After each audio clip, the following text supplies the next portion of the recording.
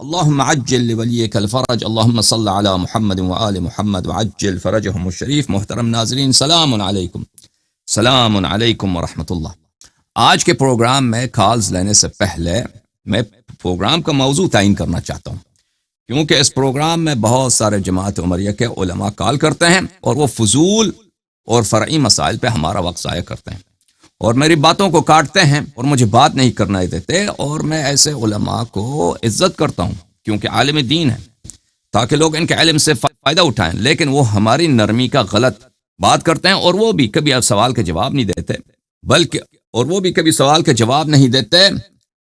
بلکہ جب سوال کرتے ہیں تو مجھے بھی سوال کا جواب نہیں دینے دیتے. تو لہذا آج انشاءاللہ موضوع کا تعین کریں گے. موضوع ہے خلافت ابی بکر. علماء کرام کال کریں گے تو انشاءاللہ تبارک و تعالی تیاری کے ساتھ، کیونکہ میں کئی دنوں سے مائک کو کیا ہوا کہتے ہیں مائک کو چیک کریں. فضول کہہ رہے ہیں مائک کو چیک کریں یا صحیح کہہ رہے ہیں؟ مائک تو صحیح ہے بھائی. اچھا مائک صحیح نہیں ہے. ون مومنٹ، وائس کٹ رہی ہے. اوکے، ایک وقفہ ہوگا، وقفے کے بعد انشاءاللہ تبارک و تعالی. بسم اللہ الرحمن الرحیم. آواز صحیح ہے بھائیو؟ ابھی مجھے بتانا. تو عزیزو، آج کے پروگرام میں ہم خلافت ابو بکر پہ بات کریں گے اور انشاءاللہ تبارک و تعالی عوام چاہے کسی موضوع پہ سوال کریں، ان کے سوالوں کا جواب دیا جائے گا، لیکن علماء سے یہی توقع ہے، علماء کرام جو کال کریں گے کہ ہم یا تو کسی اصلی موضوع کو چڑھیں یا پھر موضوع گفتگو جو ہے اس پہ بات کریں. خلافت ابو بکر کے متعلق میرے محترم ناظرین، جماعت عمریہ کے اقوال بڑے عجیب ہیں. ابھی کال جو ہے نا میرے تقریر کے بعد کال لینا شروع کریں گے. میرے پاس جو کتاب ہے میرے محترم ناظرین، یہ کتاب ہے الفتاوی العالمگیریہ. فتاوی عالمگیری جو احناف کے مذہب پہ ایک کتاب ہے.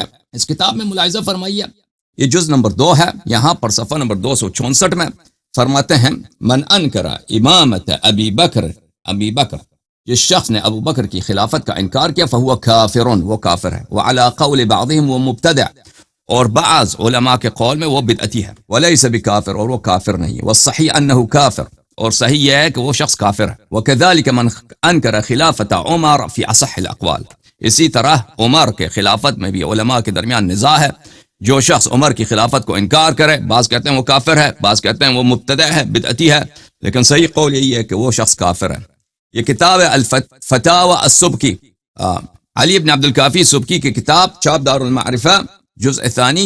اس کتاب میں صفحہ نمبر 576 میں فرماتے ہیں وقد رأیت فی الفتاوی البدیعہ، کتاب فتاوی بدیعہ میں من کتب الحنفیہ جو احناف کی کتب میں ہے، انہوں نے روافظ کو 2 قسموں میں تقسیم کیا ہے. روافظ جو کافر ہیں اور غیر کافر ہیں. وذکر الخلاف فی بعض طوائفهم وفی من انکر امامت ابی بکر و عمر ان الصحیح انه یکفر ولا شک ان انکار الامامہ دون السب. تو کہا ہے کہ انہوں نے کہا ہے کہ جو لوگ روافظ میں سے ابو بکر عمر کی خلافت کو انکار کرتے ہیں نہیں مانتے تو وہ کافر ہیں. اور پھر دوبارہ کہا ہے کہ احناف کے کتب اصلی میں، جس میں کتاب خلاصہ ہے، وَإِنْ أَنْكَرَ خِلَافَةَ أَبِي بَكْرٍ فَهُوَ كَافِرٌ، ابو بکر کی خلافت کو جو شخص انکار کرے تو وہ کافر ہوا کرتا ہے. تو اس طرح کی باتیں ان کی کتابوں میں پایا جاتا ہے. تو عزیزو، ابو بکر کی خلافت ہمارے اور جماعت عمریہ کے درمیان خط فاصل ہے. اگر ابو بکر کی خلافت صحیح ہے تو شیعہ مذہب باطل ہے، بلا شک بلا ریب. اگر ابو بکر کی خلافت شرعی ہے تو شیعہ مذہب اساس سے باطل ہے، کیونکہ شیعہ مذہب کا اساس اس بات پر ہے کہ ابو بکر غاصب امامت ہے، غاصب خلافت ہے، اور اس کی خلافت غیر شرعی ہے. لیکن اگر ابو بکر کی خلافت باطل ہے، اگر ابو بکر کی خلافت غیر شرعی ہے تو مذہب عمریہ بلا شک بلا ریب باطل ہے، کیونکہ ان کے مذہب کا اساس اسی بات پر ہے کہ ابو بکر کی خلافت صحیح ہے، اور عمر کی خلافت کا دار و مدار بھی ابو بکر کی خلافت کی صحت پر ہے، کیونکہ ابو بکر ہی نے عمر کو خلیفہ بنایا تھا. تو ابو بکر کی خلافت ایک اساسی اختلاف اور ایک کلیدی اختلاف اور ایک فنڈامنٹل ڈسپیوٹ کا میٹر ہے ہمارے درمیان اور جماعت عمریہ کے درمیان. آواز صحیح ہو گئی ہے عزیزو؟ لکھ دو اگر آواز صحیح ہوگی، ساؤنڈ صحیح ہے، آڈیو صحیح ہے. تو یہ بات بڑا اہم ہے، یہ بات بڑا کلیدی ہے کہ ابو بکر کی خلافت کیا شرعی ہے یا غیر شرعی. میرے محترم ناظرین، جب ہم کہتے ہیں کوئی چیز شرعی ہے یا غیر شرعی ہے تو اس سے مراد کیا ہے؟ اگر اللہ نے کتاب میں کسی چیز کا حکم دیا ہے تو وہ شرعی ہے وہ حکم. اگر اللہ تعالیٰ نے کسی کتاب میں قرآن مجید میں کسی کی خلافت پہ تنصیص کی ہے، کسی کی عصمت پہ تنصیص کی ہے، کسی کو واجب الطاعہ قرار دیا ہے، تو اس کی خلافت شرعی ہے۔ اسی طرح سنت مطہرہ میں رسول پاک صلی اللہ علیہ وآلہ وسلم کے اقاویل میں اگر کسی شخص کو خلیفہ بنایا گیا ہے تو وہ اس کی خلافت صحیح ہے۔ کوئی بھی چیز، دین کس چیز کا دین کس چیز کا نام ہے؟ رسول پاک صلی اللہ علیہ وآلہ وسلم جب اللہ کی جانب سے آئے تھے تو اللہ کی جانب سے بہت بڑا دولت، بہت بڑا خزانہ نہیں لے کے آئے تھے کہ جس شخص کے پاس یہ خزانہ ہوگا وہی مسلمان ہوگا۔ اللہ کی جانب سے کوئی دنیاوی چیز نہیں لے کے آئے تھے، کوئی امپائر نہیں لے کے آئے تھے، اللہ کی جانب سے وہ عقائد اور احکام لے کے آئے تھے، حقائق دینیہ لے کے آئے تھے، میسج لے کے آئے تھے، ٹھیک ہے نا؟ جو چیز اس میسج میں ہوگا، جو چیز اس حقائق دینیہ میں ہوگا، جو چیز ان عقائد اور احکام میں جنہیں رسالت مآب صلی اللہ علیہ وآلہ وسلم اللہ کے پاس سے لے کے آئے ہیں وہ شرعی ہے۔ اگر اس میں نہیں ہے تو وہ شرعی نہیں ہے۔ شریعت اسی چیز کا نام ہے جو اللہ نے بھیجا ہے، یہ لوگوں نے بنایا ہے، لوگوں نے اس دین میں اضافہ کیا، اس کو بدعت بولتے ہیں، یہ کفر ہے، یہ زندقہ الحاد ہے، یہ سب جانتے ہیں۔ تو عزیزو، جب ہم کہتے ہیں کہ ابو بکر کی خلافت شرعی ہے یا غیر شرعی ہے تو اس کی شرعی دلیل ہونی چاہیے، یعنی یا تو اللہ نے اس کو خلیفہ بنایا یا رسول اللہ صلی اللہ علیہ وآلہ وسلم نے بنایا، ٹھیک ہے نا؟ اللہ نے تنصیص کی ہو کہ ابو بکر رسالت پناہ صلی اللہ علیہ وآلہ وسلم کے وفات کے بعد وہ مسلمانوں کے سربراہ ہیں، یا رسول اللہ صلی اللہ علیہ وآلہ وسلم نے فرمایا۔ یہ دونوں باتیں نہیں ہیں کہ نہ اللہ نے بتایا نہ رسول صلی اللہ علیہ وآلہ وسلم نے فرمایا۔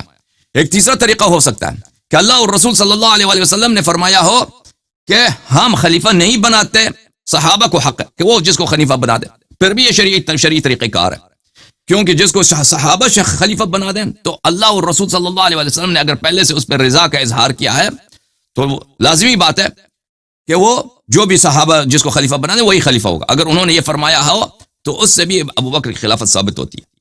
تو میرے محترم ناظرین، یہ تینوں طریقے مفقود ہیں، نہ اللہ نے ابو بکر کو خلیفہ بنایا قرآن میں، نہ رسول صلی اللہ علیہ وآلہ وسلم نے ابو بکر کو خلیفہ بنایا سنت میں، حدیث میں، اور نہ اللہ اور رسول صلی اللہ علیہ وآلہ وسلم نے ایسا فارمولہ دیا کہ مسلمانوں دیکھو کہ ہم خلیفے کی تعین نہیں کرتے بلکہ خلافت کا تعین صحابہ پہ چھوڑتے ہیں، مہاجرین و انصار پہ چھوڑتے ہیں، اہل مدینہ پہ چھوڑتے ہیں کہ وہ خلیفہ کی تعین کریں۔ یہ بھی نہیں ہے۔ تو پتہ یہ چلا کہ جماعت عمریہ کے پاس کوئی بھی فارمولہ نہیں ہے ابو بکر کی خلافت کی تصحیح کے لیے، ابو بکر کی خلافت کی تصحیح کے لیے کوئی فارمولہ نہیں ہے۔ ہاں، کیونکہ ان کے پاس کوئی فارمولہ نہیں ہے میرے محترم ناظرین، وہ اس طریقے سے آ جاتے ہیں کہ ابو بکر کی خلافت پہ اجماع ہے، تو اس کے اجماع کا بھی ہم جواب دیں گے کہ اس کی خلافت پہ کبھی اجماع نہیں تھا۔ ہم مسلمان ہیں، ہم شیعہ ہیں، ہم مسلمان ہیں، ہم شیعہ ہیں، ہم امت رسول صلی اللہ علیہ وآلہ وسلم میں سے ہیں، ہم ابو بکر کی خلافت کو نہیں مانتے۔ اہل بیت طاہرین علیہم الصلوۃ والسلام ابو بکر کی خلافت کو نہیں مانتے تھے۔ بہت سارے صحابہ اہل بیت کے علاوہ بہت سارے صحابہ ابو بکر کی خلافت کو نہیں مانتے تھے، اور ان کی تعداد کم نہیں تھی، بہت زیادہ تھی، ٹھیک ہے نا؟ ٹھیک ہے نا؟ تو اجماع بھی کو اڑا دیں گے، اجماع کو بھی باطل کر دیں گے، پھر کچھ بھی نہیں بچے گا ان کے پاس۔ اور حد فاصل کیا ہے عزیزو؟ ایک کلیدی اختلاف، اساسی اختلاف، ایک فنڈامنٹل ڈسپیوٹ جو ہے، اگر وہ سیٹل ہو جائے تو مسلمانوں میں اختلاف ختم ہو جائے گا۔ اس شخص کی خلافت جو متنازع ہے، کس کی خلافت؟ ابو بکر کی خلافت۔ اگر اس کی خلافت کی کوئی تصحیح نہیں ہے شریعت میں، کوئی جسٹیفیکیشن نہیں ہے شریعت میں، تو اس کی خلافت باطل ہے، اس کی خلافت بدعت ہے، اس کی خلافت بغیر ما انزل اللہ ہے۔ تو اگر یہ ثابت ہوا تو میرے عزیزو، ابو بکر کی خلافت اگر باطل ہو گئی، مذہب عمریہ باطل ہے۔ اگر دوسری سائڈ سے ابو بکر کی خلافت ثابت ہو گئی تو شیعہ مذہب باطل ہے۔ سمجھ میں آئی نا بات آپ کو عزیزو؟ تو ابھی آپ کی خدمت میں میرے محترم ناظرین بعض مختصر دلائل پیش کرتے ہیں کہ ابی بکر کی خلافت پر ابو بکر کی اپنی زبان سے، ابو بکر کی اپنی لسان سے، عمر کے لسان سے، عائشہ کے لسان سے، ان کے بڑے علماء کے لسان سے، ان کے اعتراف بتا دیں گے صحیح اسانید کے ساتھ کہ ابو بکر کی خلافت پہ نص نہیں ہے، نص کچھ نہ اللہ نے اس کو تعین کیا، نہ رسول صلی اللہ علیہ وسلم نے تعین کیا، اور جماعت عمریہ کے پاس ایسا فارمولہ بھی نہیں ہے کہ امت کو حق ہے کہ کسی کو خلیفہ بنا، ٹھیک ہے نا؟ یہ بھی نہیں ہے، نہ قرآن کی آیت ہے نہ روایت ہے، بلکہ اس کے بالعکس جن کو اللہ اور رسول صلی اللہ علیہ وآلہ وسلم نے خلیفہ بنایا، امام بنایا، قائد بنایا، وہ سادۃ الخلائق اہل البیت الاطہار علیہم الصلوۃ والسلام، اور ان اہل بیت علیہ السلام میں بھی سب سے پہلے ان کے سردار، ان کے سر کے تاج امیر المؤمنین علیہ الصلوۃ والسلام ہے۔ تو قضیہ بڑا واضح ہے، 72 فرقوں میں جو اختلاف ہے، یہ اختلاف کیوں چلتا آ رہا ہے؟ یہ اختلاف چلتا آ رہا ہے تعصب کی وجہ سے، جہل کی وجہ سے اور واضح دلائل کو نہ دیکھنے کی وجہ سے حجت سب پہ تمام ہے. جیسا شمس فی رابعۃ النہار، سورج روشن دن میں، سورج کس طرح روشن ہے عزیزو؟ روشن ہے، ٹھیک ہے نا. اگر کوئی آنکھیں بند کرے، سورج کی طرف نہ دیکھے اور کہے کہ اندھیرا ہی اندھیرا ہے، تو وہ سورج کی تقصیر نہیں ہے، سورج کا قصور نہیں ہے، سورج کا اس میں کوئی گناہ نہیں ہے، وہ اس کی اپنی گناہ ہے. یہ اس امت کی گناہ ہے کہ یہ اختلافات جو چلتے آ رہے ہیں 72 فرقوں میں، اور بھائی سب سے بڑا اختلاف جو ہے ابو بکر کی خلافت پر ہے. اس کی خلافت خود بدعت ہے. اس کی خلافت نہ صرف بدعت ہے، ہم بتا دیں گے اس کی خلافت نہ صرف بدعت ہے، ابو بکر کی خلافت کفر کی دلیل ہے. جیسے انہوں نے تکفیر کیا تھا نا فتاوی جہانگیریہ میں کہ جو ابو بکر کی خلافت کا انکار کرے وہ کافر ہے، تو ہم بتا دیں گے بھائی کہ کافر کون ہے، کہ کافر کون. دین میں جو بدعت لاتا ہے اللہ نے اس کو خلیفہ نہیں بنایا. دین کا مالک کون ہے؟ دین کا ولی کون ہے؟ دین کا صاحب کون ہے؟ ہاں، سب 1,24,000 انبیاء کو بھیجنے والا کون ہے؟ اللہ تعالیٰ ہے. اللہ تعالیٰ نے ابو بکر کو خلیفہ نہیں بنایا. اللہ تعالیٰ کا میسنجر کون ہے؟ اللہ تعالیٰ کا پیغمبر، اللہ تعالیٰ کی جانب سے میسج لے کے آنا، ہدایت جو لے کے آئے وہ کون ہے؟ ابو بکر کا ابا ہے یا حضرت زہرا سلام اللہ علیہا کا والد گرامی ہے؟ کون ہے؟ حضرت رسالت پناہ صلی اللہ علیہ وآلہ وسلم ہے، خاتم الانبیاء صلی اللہ علیہ وآلہ وسلم ہے. انہوں نے ابو بکر کو خلیفہ نہیں بنایا ہے. جب نہ اللہ نے بنایا، جب نہ رسول صلی اللہ علیہ وسلم نے بنایا، تو تم کون ہوتے ہو؟ یا اپنا اذان چینج کرو، اذان چینج کرو اپنا بھائی. اشہدو ان لا الہ الا اللہ اذان میں نہ بولو، اشہدو ان محمد رسول اللہ صلی اللہ علیہ وآلہ وسلم اذان میں نہ بولو. یا اپنا اذان چینج کرو. یا اگر اذان چینج نہیں کرتے، شہادتین چینج نہیں کرتے، اللہ کو خالق السماوات والارضین مانتے ہو، اللہ کو دین اسلام کا ولی مانتے ہو، اور رسول صلی اللہ علیہ وآلہ وسلم کو خاتم الانبیاء مانتے ہو، تو پھر ابو بکر کی خلافت کو کہہ دو کہ باطل ہے. یا دلیل پیش کرو کہ کہاں پہ اس کو خلیفہ بنایا اللہ نے. تو میرے محترم ناظرین، اب اعترافات سنو، علماء خوب سنو. میں یہ اپنی زندگی خطرے میں رکھ کر، اپنے بچوں کی زندگی خطرے میں رکھ کر یہ پیش کر رہا ہوں. علماء کو کہہ رہا ہوں، جماعت عمریہ کے علماء کو کہہ رہا ہوں، اب تم مرد بنو، ٹھیک ہے نا.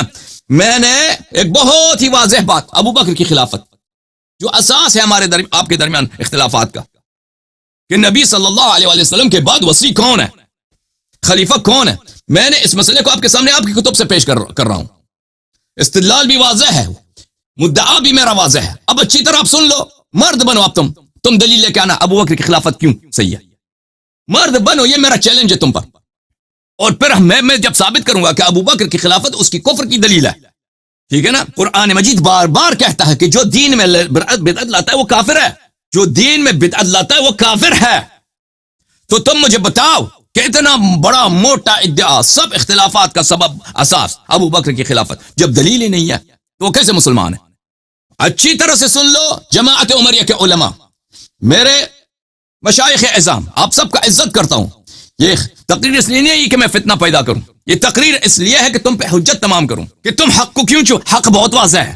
تم نے سورج کے سامنے آنکھیں بند کی، آنکھیں تو کھولو، آنکھیں تو کھولو، سورج کی طرف دیکھو. روشنی روشنی، اجالا ہی اجالا ہے. تمہارے پاس کوئی حجت ہی نہیں ہے. تم بھائی ابو بکر خلیفہ ہے، خلیفہ صحابی، وہ دلیل لے کے آؤ. خلیفہ کس چیز کا خلیفہ ہے؟ کس نے اس کو خلیفہ بنایا؟ ملاحظہ فرمائیے عزیزوں، ابو بکر منصوص نہیں ہے، ابو بکر کی اپنی زبانی. بخاری شاب دار احیاء تراث العربی، چھپی ہے کتاب سنہ 2001 میں، ملاحظہ فرمائیے صفحہ نمبر 651 میں، حدیث نمبر 3668 میں. یہ حدیث جو ہے عائشہ روایت کرتی ہیں کہ ثقیفہ بنی ساعدہ میں کیا گزرا ہے. عائشہ روایت کرتی ہیں، اچھا ابو بکر جب ثقیفہ بنی ساعدہ گیا ہے تو انصار والوں نے کہا منا امیر ومنکم امیر، ایک امیر ہونا چاہیے انصار کا، ایک امیر ہونا چاہیے مہاجرین کا. ابو بکر نے اس کے جواب میں کہا لا ولکن الامراء وانتم الوزراء، کہا کہ نہیں، امارت ہماری ہوگی، قریش کی ہوگی، اور تم ہمارا ساتھی ہونا، تم ہمارا معاونین ہونا. وزیر بولتے ہیں معاون کو. ہم اوسط العرب دارا واعربهم احسابا، قریش جو ہے سب عرب میں اشرف ہے، سب عرب میں ان کی رسپیکٹ ہے، اور سب عرب میں ان کے زیادہ کیا ہے، اسٹیٹس ہے. فبایعوا عمر و ابا عبیدہ، یہ عمر ہے یا ابو عبیدہ الجراح ہے، ان میں سے کسی ایک کے ساتھ بیعت کرنا، ٹھیک ہے نا. یا ابو بکر کے یا عمر کے ساتھ بیعت کرو، یا ابو عبیدہ کے ساتھ بیعت. فقال عمر بل نبایعک انت، عمر نے کہا کہ نہیں، تیرے ساتھ بیعت کریں گے. تو عزیزو اگر ابو بکر منصوص ہوتا، اگر ابو بکر منصوص ہوتا، اگر اللہ نے اس کو قرآن میں امام بنایا تھا رسول پاک صلی اللہ علیہ وسلم کے وفات کے بعد، یا اگر رسول اللہ صلی اللہ علیہ وسلم نے وصیت کی ہوتی کہ یہ خلیفہ ہونا چاہیے، تو پھر اس کے لیے تو سب سے بڑا حرام یہی ہے کہ وہ کہہ دے کسی اور سے تم بیعت کرو، ہے کہ نہیں بھائی؟ مثلا رسول پاک صلی اللہ علیہ وسلم اللہ کی جانب سے آئے پیغام لے کے، اللہ نے ان کو پیغمبر بنایا، اللہ نے جبرائیل کو بھیجا کہ جاؤ حضرت ابو القاسم محمد مصطفیٰ صلی اللہ علیہ وسلم کے پاس جاؤ، لیکن وہ لوگوں کے درمیان آ کے کہتے کہ بھئی یہ نبوت ہے، بھئی یہ نبوت ابو لہب کی ہے، ابو لہب جا کے تم نبی بننا، یہ تو ہو ہی نہیں سکتا بھئی کہ اگر یہ کبھی ہوا ہے تاریخ میں کہ اللہ نے کسی کو عہدہ دیا ہو، رسول صلی اللہ علیہ وسلم نے کسی کو عہدہ دیا ہو اور اس کے لیے جائز ہو کہ وہ عہدہ کسی اور کو سونپ دے؟ یہ خالے کا میراث نہیں ہے کہ اگر کسی کو اللہ اور رسول صلی اللہ علیہ وسلم نے ایک ڈیوٹی دی ہے وہ کسی اور کو وہ عطا کرے، یہ واضح ہے میرے محترم ناظرین، اس سے زیادہ اس پہ نہیں الجھتے۔ کتاب تاریخ الطبری المعروف بتاریخ الامم والملوک الجزء الثالث طب مؤسسۃ الرسالہ سن 1998 میں کتاب چھپی ہے، صفحہ 253 میں حدیث ہے عبد الرحمن ابن عوف کی، روایت کرتے ہیں وہ ابو بکر سے، ابو بکر اس حدیث میں مرتے وقت، ابو بکر نے مرتے وقت اس حدیث میں کچھ اعترافات کیے ہیں، اس نے کہا کہ بعض جرائم میں نے ایسے انجام دیے کہ کاش میں ان کو نہ کرتا، میرے جرائم میں سے جس کو میں نے انجام دیے کاش میں انجام نہ دیتا، فوددت انی لم اکشف بیت فاطمہ عن شیء وان كانوا قد غلقوه على الحرب سلام اللہ علی فاطمہ الزہرا۔ اس نے کہا کہ یا میری خواہش یہی ہے کہ ایک مرتے وقت وہ کہہ رہا ہے، بچتاوا ہے، ندامت ہے، حسرت ہے کہ کاش میں حضرت زہرا سلام اللہ علیہا کے گھر پہ ہجوم نہ کرتا، ان کے گھر کو بے پردہ نہ کرتا، اگرچہ ان لوگوں نے میرے لیے مجھ پر جنگ کرنے کی غرض سے اپنے گھر کے دروازے مجھ پر بند کیے تھے، گھر کے دروازے بند کیے ہیں، وہاں پہ جنگ کی تیاری ہو رہی ہے، اگرچہ وہاں پہ جنگ کی نیت کی تیاری کی وجہ سے گھر کے دروازے بند کیے ہیں، کاش میں اس گھر کے دروازوں کو نہ توڑتا، میں اس گھر کو برباد نہ کرتا، میں اس گھر کو بے پردہ نہ کرتا۔ ٹھیک ہے نا بھائی؟ جس کی خلافت کی اساس جس کی خلافت کی ابتدا کس سے بات کہ اہل بیت النبوہ، اس کی خلافت کے وہ اپنی زبان سے کہہ رہا اس کی خلافت کے مخالف ہیں، وہ ہو سکتا ہے بھائی، ہو سکتا ہے حضرت زہرا سلام اللہ علیہ سیدۃ نساء اہل الجنہ اپنے بابا کے وصی کے مخالف ہوں اور ان کے اپنے گھر میں جنگ کی تیاری ہو رہی ہو، اور بھائی یہ ہو سکتا ہے یہ مسلمان تھے اہل بیت علیہ الصلوۃ والسلام، یا مثلا نستجیر باللہ کفار کے ساتھ ملے ہوئے تھے، ہو سکتا ہے ان کے بابا کا کوئی برحق وصی ہو اور وہ اپنے گھر میں جنگ کی تیاری کر رہے ہیں ابو بکر کے خلاف۔ مشائخ مجھے جواب دینا، یہ واضح دلیل ہے کہ ابو بکر پہ کوئی نص نہیں ہے، یہ خود ابو بکر کا اعتراف ہے کہ اہل بیت علیہ الصلوۃ والسلام اس کے خلاف عسکری اور ملٹری تیاری کر رہے تھے اپنے گھر میں، اور انہوں نے ان کے گھر پہ حملہ کیا، اور یہ اس باب سے بچتا ہوا رہے کہ کاش میں حملہ نہ کرتا۔ تو واضح بات ہے جب اہل بیت علیہ الصلوۃ والسلام مطہر ہیں، رسول پاک صلی اللہ علیہ وسلم نے فرمایا انی تارک فیکم من اخذتم به لن تضلوا بعد ابدا، کتاب اللہ وعترتی اہل بیتی، اہل بیت علیہ السلام کی اطاعت کرو، اگر اطاعت کرو گے تو کبھی گمراہ نہ ہو جاؤ گے۔ تو وہ تو ہو ہی نہیں سکتا، وہ خود ہی خلیفہ ہیں، وہ تو ہو ہی نہیں سکتا اگر کوئی برحق خلیفہ ہو ان کے خلاف وہ جنگ کی تیاری کریں۔ پھر اس نے کہا وددت، اور میری تمنا یہ ہے ان یوم سقیفۃ بنی ساعدہ كنت قذفت الامر في عنق احد الرجلين يريد عمر وابا عبیدہ فكان احدهما اميرا وكنت وزيرا، اور میری یہ تمنا ہے کہ سقیفہ بنی ساعدہ والے دن خلافت کو میں پھینک دیتا دو، یا ابو بکر کے عمر کے گردن پر یا ابو عبیدہ کے گردن پر، اس کے گردن پہ میں پھینک دیتا خلافت کی ذمہ داری، اور ان میں سے ایک امیر بن جاتا اور میں ان کا ساتھی، میں ان کا معاون بن جاتا۔ دیکھو عزیز، سب سے بڑا عزت یہ ہے، دنیا میں سے تو بڑا عزت ہی نہیں ہے کہ انسان رسول پاک صلی اللہ علیہ وسلم کے بعد اس کا برحق وصی ہو، یہ اس سے بڑا عزت ہے۔ ہم کہتے ہیں کہ امیر المؤمنین علیہ السلام انبیاء سے افضل ہے کیونکہ وہ وصی رسول اللہ صلی اللہ علیہ وسلم، کیونکہ وہ رسول پاک صلی اللہ علیہ وسلم کی ذمہ داریوں کو، ان کی ڈیوٹیز کو جس طرح رسول پاک صلی اللہ علیہ وسلم بجا لاتے تھے اسی طرح وہ صلاحیت رکھتے ہیں، اس لیے کوئی بھی نبی ہمارے نبی صلی اللہ علیہ وسلم کی ڈیوٹیز کو بجا لانے کا اہل نہیں ہے۔ امیر المؤمنین علیہ الصلوۃ والسلام اس کے برحق خلیفہ ہیں، وہ ان کے ڈیوٹیز بجا لانے کے اہلیت رکھتے ہیں، اس لیے وہ سارے انبیاء سے افضل ہیں۔ ٹھیک ہے نا، یہ تو سب سے بڑی عزت ہے۔ اگر ابو بکر برحق خلیفہ ہوتا، اگر ابو بکر کی خلافت منصوص ہوتی، اگر ابو بکر منصوب من اللہ و من الرسول صلی اللہ علیہ وسلم ہوتا تو وہ کبھی تمنا نہیں کرتا، کبھی تمنا نہیں کرتا کہ کاش یہ منصب میں قبول نہ کرتا، یہ ابو بکر کو، عمر کو ملتا یا ابو عبیدہ کو ملتا. ہو سکتا ہے بھائی، کیونکہ اس کی خلافت ہے، اس کو خود پتا ہے اس کی خلافت باطل ہے، اس کو خود پتا ہے اس کی خلافت باطل ہے، اسی لیے وہ تمنا کر رہا ہے. یہ خلافت ہے ہی چوری کی، نہ اللہ نے دیا اس کو نہ رسول صلی اللہ علیہ وسلم نے، تبھی وہ بچتا رہا کہ کاش میں اس کو ابو عبیدہ اور یا عمر کو دے دیتا. وَإِلَّا اگر خلافت حق ہوتا بھائی، مثلا آپ صحابی، اگر آپ کو یہ فرصت ملتا کہ آپ صحابہ میں سے ہوتے ہیں، یہ شرف ہے کہ نہیں؟ آپ رسول پاک صلی اللہ علیہ وسلم کا دیدار کریں، ان کے خطبے سنیں، ان کے پیچھے نماز پڑھیں، ٹھیک ہے نا. اب یہ ایک صحابی ہونا، اب سب صحابہ سے افضل ہونا، ان کے بعد رسول پاک صلی اللہ علیہ وسلم کے بعد خلیفہ ہونا، یہ شرف ہے یا نہیں؟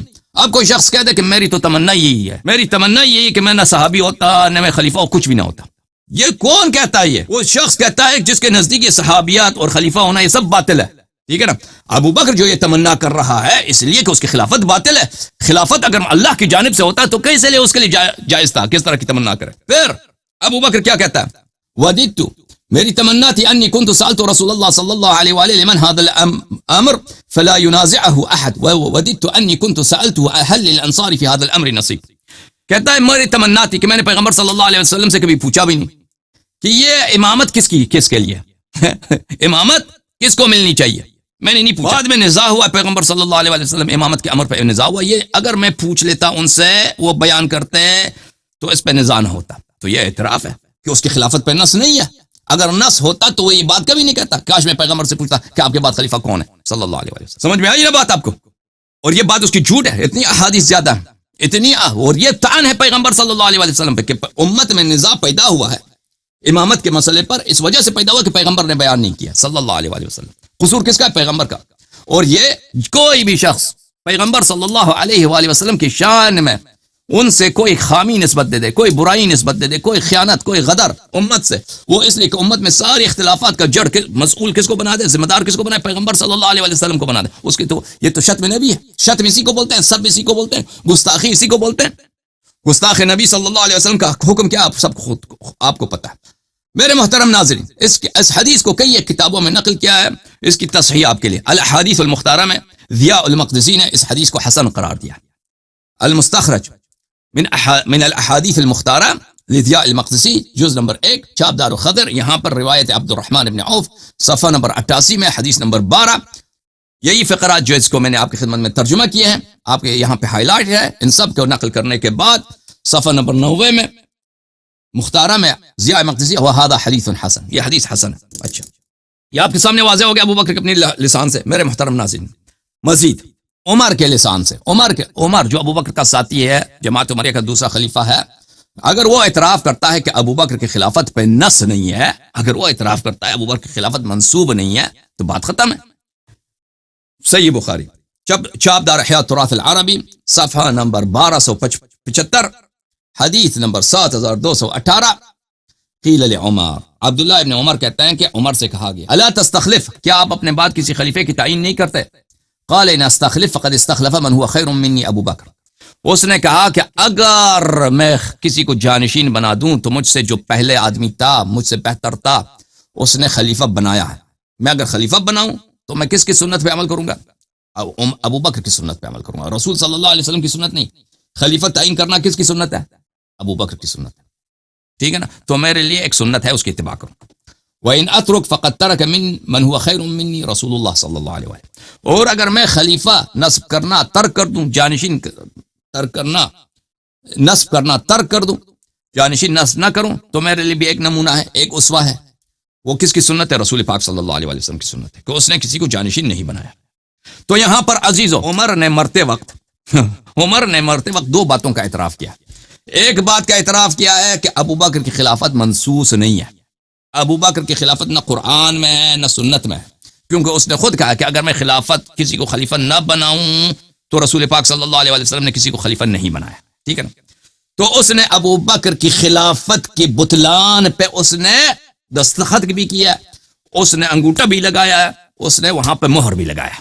کس نے؟ عمر نے. یہ ایک بات. اور پھر دوسری بات، اور میرے محترم ناظرین، وہ خود کہتا ہے کیا کہتا ہے کہ رسول پاک صلی اللہ علیہ وسلم نے خلیفت تعین نہیں کیا. ہاں البتہ ابو بکر نے خلافت تعین کیا. او بھائی، شریعت کس کی ہے؟ شریعت کس کی ہے؟ سنت کس کی ہے؟ دین کس کی ہے؟ ہاں لقد کان لکم فی ابو بکر اسوۃ حسنہ ام لقد کان لکم فی رسول اللہ صلی اللہ علیہ وسلم اسوۃ حسنہ. اور شریعت کس کی ہے؟ کس کی اتباع کرنی ہے مسلمانوں؟ اگر رسالت پناہ صلی اللہ علیہ وسلم کا نمونہ پہ ہم نے عمل کرنا ہے تو ابو بکر نے کیوں انحراف؟ ابو بکر نے کیوں انحراف کیا ہے بھائی؟ سوال لکھ دو مولویو، جواب لے کے نا. اب بھائی ومن يرغب عن ملة ابراہیم الا من سفح نفسه، جو شخص حضرت ابراہیم علیہ السلام ہمارے رسول صلی اللہ علیہ وآلہ وسلم کے سنت سے منہ پھیر دے، وہ قرآن فرماتا ہے کہ وہ سفیہ ہے، وہ احمق ہے، وہ جاہل ہے، وہ گمراہ ہے.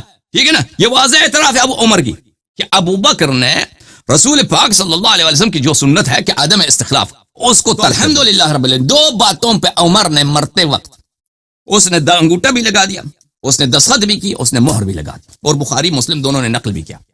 ایک یہ ہے کہ ابو بکر کی خلافت پہ کوئی نص نہیں ہے، غیر شرعی ہے. اگر نص نہیں تو غیر شرعی ہے، ختم بات. اگر نہ اللہ نہ رسول صلی اللہ علیہ وسلم نے تعین کیا تو ختم بات، خلافت ہی نہیں ہے اس کی. دوسری بات کہ وہ سنت نبی صلی اللہ علیہ اس کی اپنی خلافت بھی باطل، اور پھر اس نے عمر کو جو خلیفہ بنایا وہ بھی مخالفت سنت نبی صلی اللہ علیہ وسلم میں. ٹھیک ہے نا؟ اس عمر نے مرتے وقت تین باتوں پہ، بلکہ دو باتیں نہیں، تین باتوں پہ اس نے انگوٹھا بھی لگایا، دستخط بھی کیا، اس نے مہر بھی لگایا. وہ کیا ہے؟ ابو بکر کی خلافت باطل، ابو بکر سنت سے منحرف، اور عمر کی اپنی خلافت بھی باطل. کیونکہ عمر کی خلافت کس لیے ہے؟ اس لیے کہ اس کو ابو بکر نے خلیفہ بنایا. ابو بکر نے اس کو خلیفہ جو بنایا ہے وہ سنت سے انحراف ایک عمل تھا، سنت کی مخالفت کی ایک عمل تھی. ٹھیک ہے نا؟ سنت سے مخالفت کی ایک عمل تھی. اور اس کو کیا بولتے ہیں عزیزو؟ ایسی بات کو کہتے ہیں نا کہ اگر کوئی چیز سنت کے خلاف کیا جائے وہ شرعی ہوتا ہے، غیر شرعی ہوتا ہے. بلا شک بلا ریب وہ غیر شرعی ہوتا ہے، بلا شک بلا ریب غیر شرعی ہوتا ہے. تو عمر نے کیا کہا میرے محترم ناظرین؟ عمر نے کہا کہ ابو بکر نے سنت سے انحراف کیا، خلیفہ بنایا عمر کو. سبحان اللہ، سبحان اللہ، سبحان اللہ. حق بہت واضح ہے، آنکھیں کھول دو مولویو، آنکھیں کھول دو، حق بہت واضح ہے.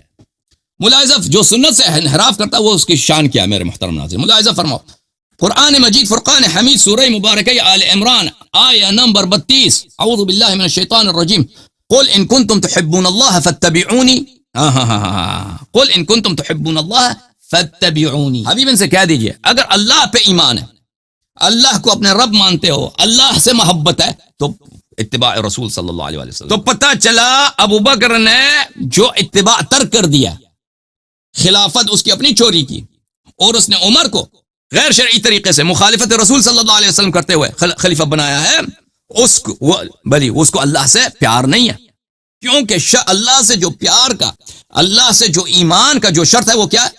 قل ان کنتم تحبون اللہ فاتبعونی. ترجمہ چیک کرنا، آیہ نمبر 31 سورہ آل عمران. بلی اگر اللہ سے، اگر رسول صلی اللہ علیہ وسلم کی تم نے اتباع کی، یحببکم اللہ ویغفر لکم ذنوبکم، اللہ تم سے پیار کرے گا اور تمہاری گناہوں کو معاف کرے گا.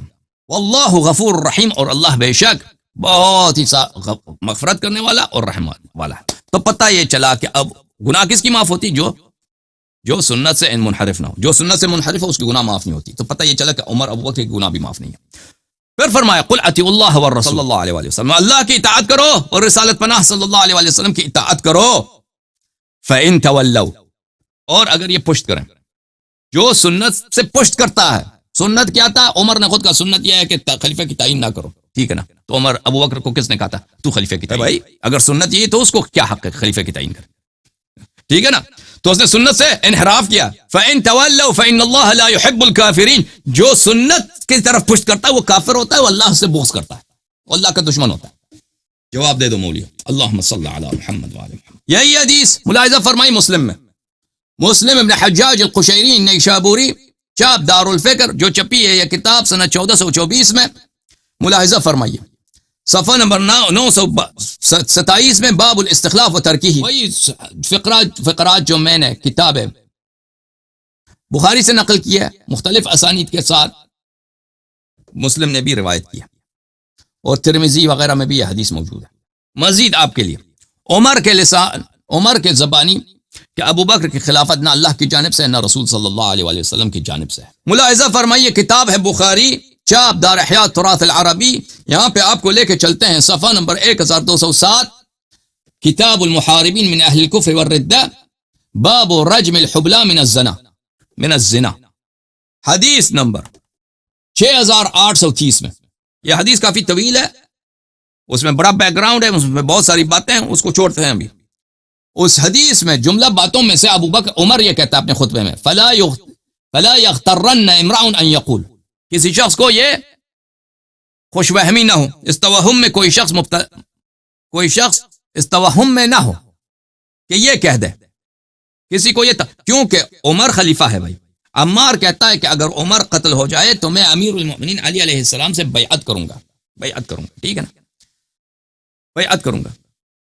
تو عمر کہتا ہے کہ کوئی شخص یہ نہ کہہ دے کہ بھائی کہ جس طرح ابو بکر کی بیعت ایک غلط بات تھی, ہم نے ان سے بیعت کی تھی, سب صحابہ نے بیعت کیا تھا, غلط بات ہے ابو بکر کی بیعت.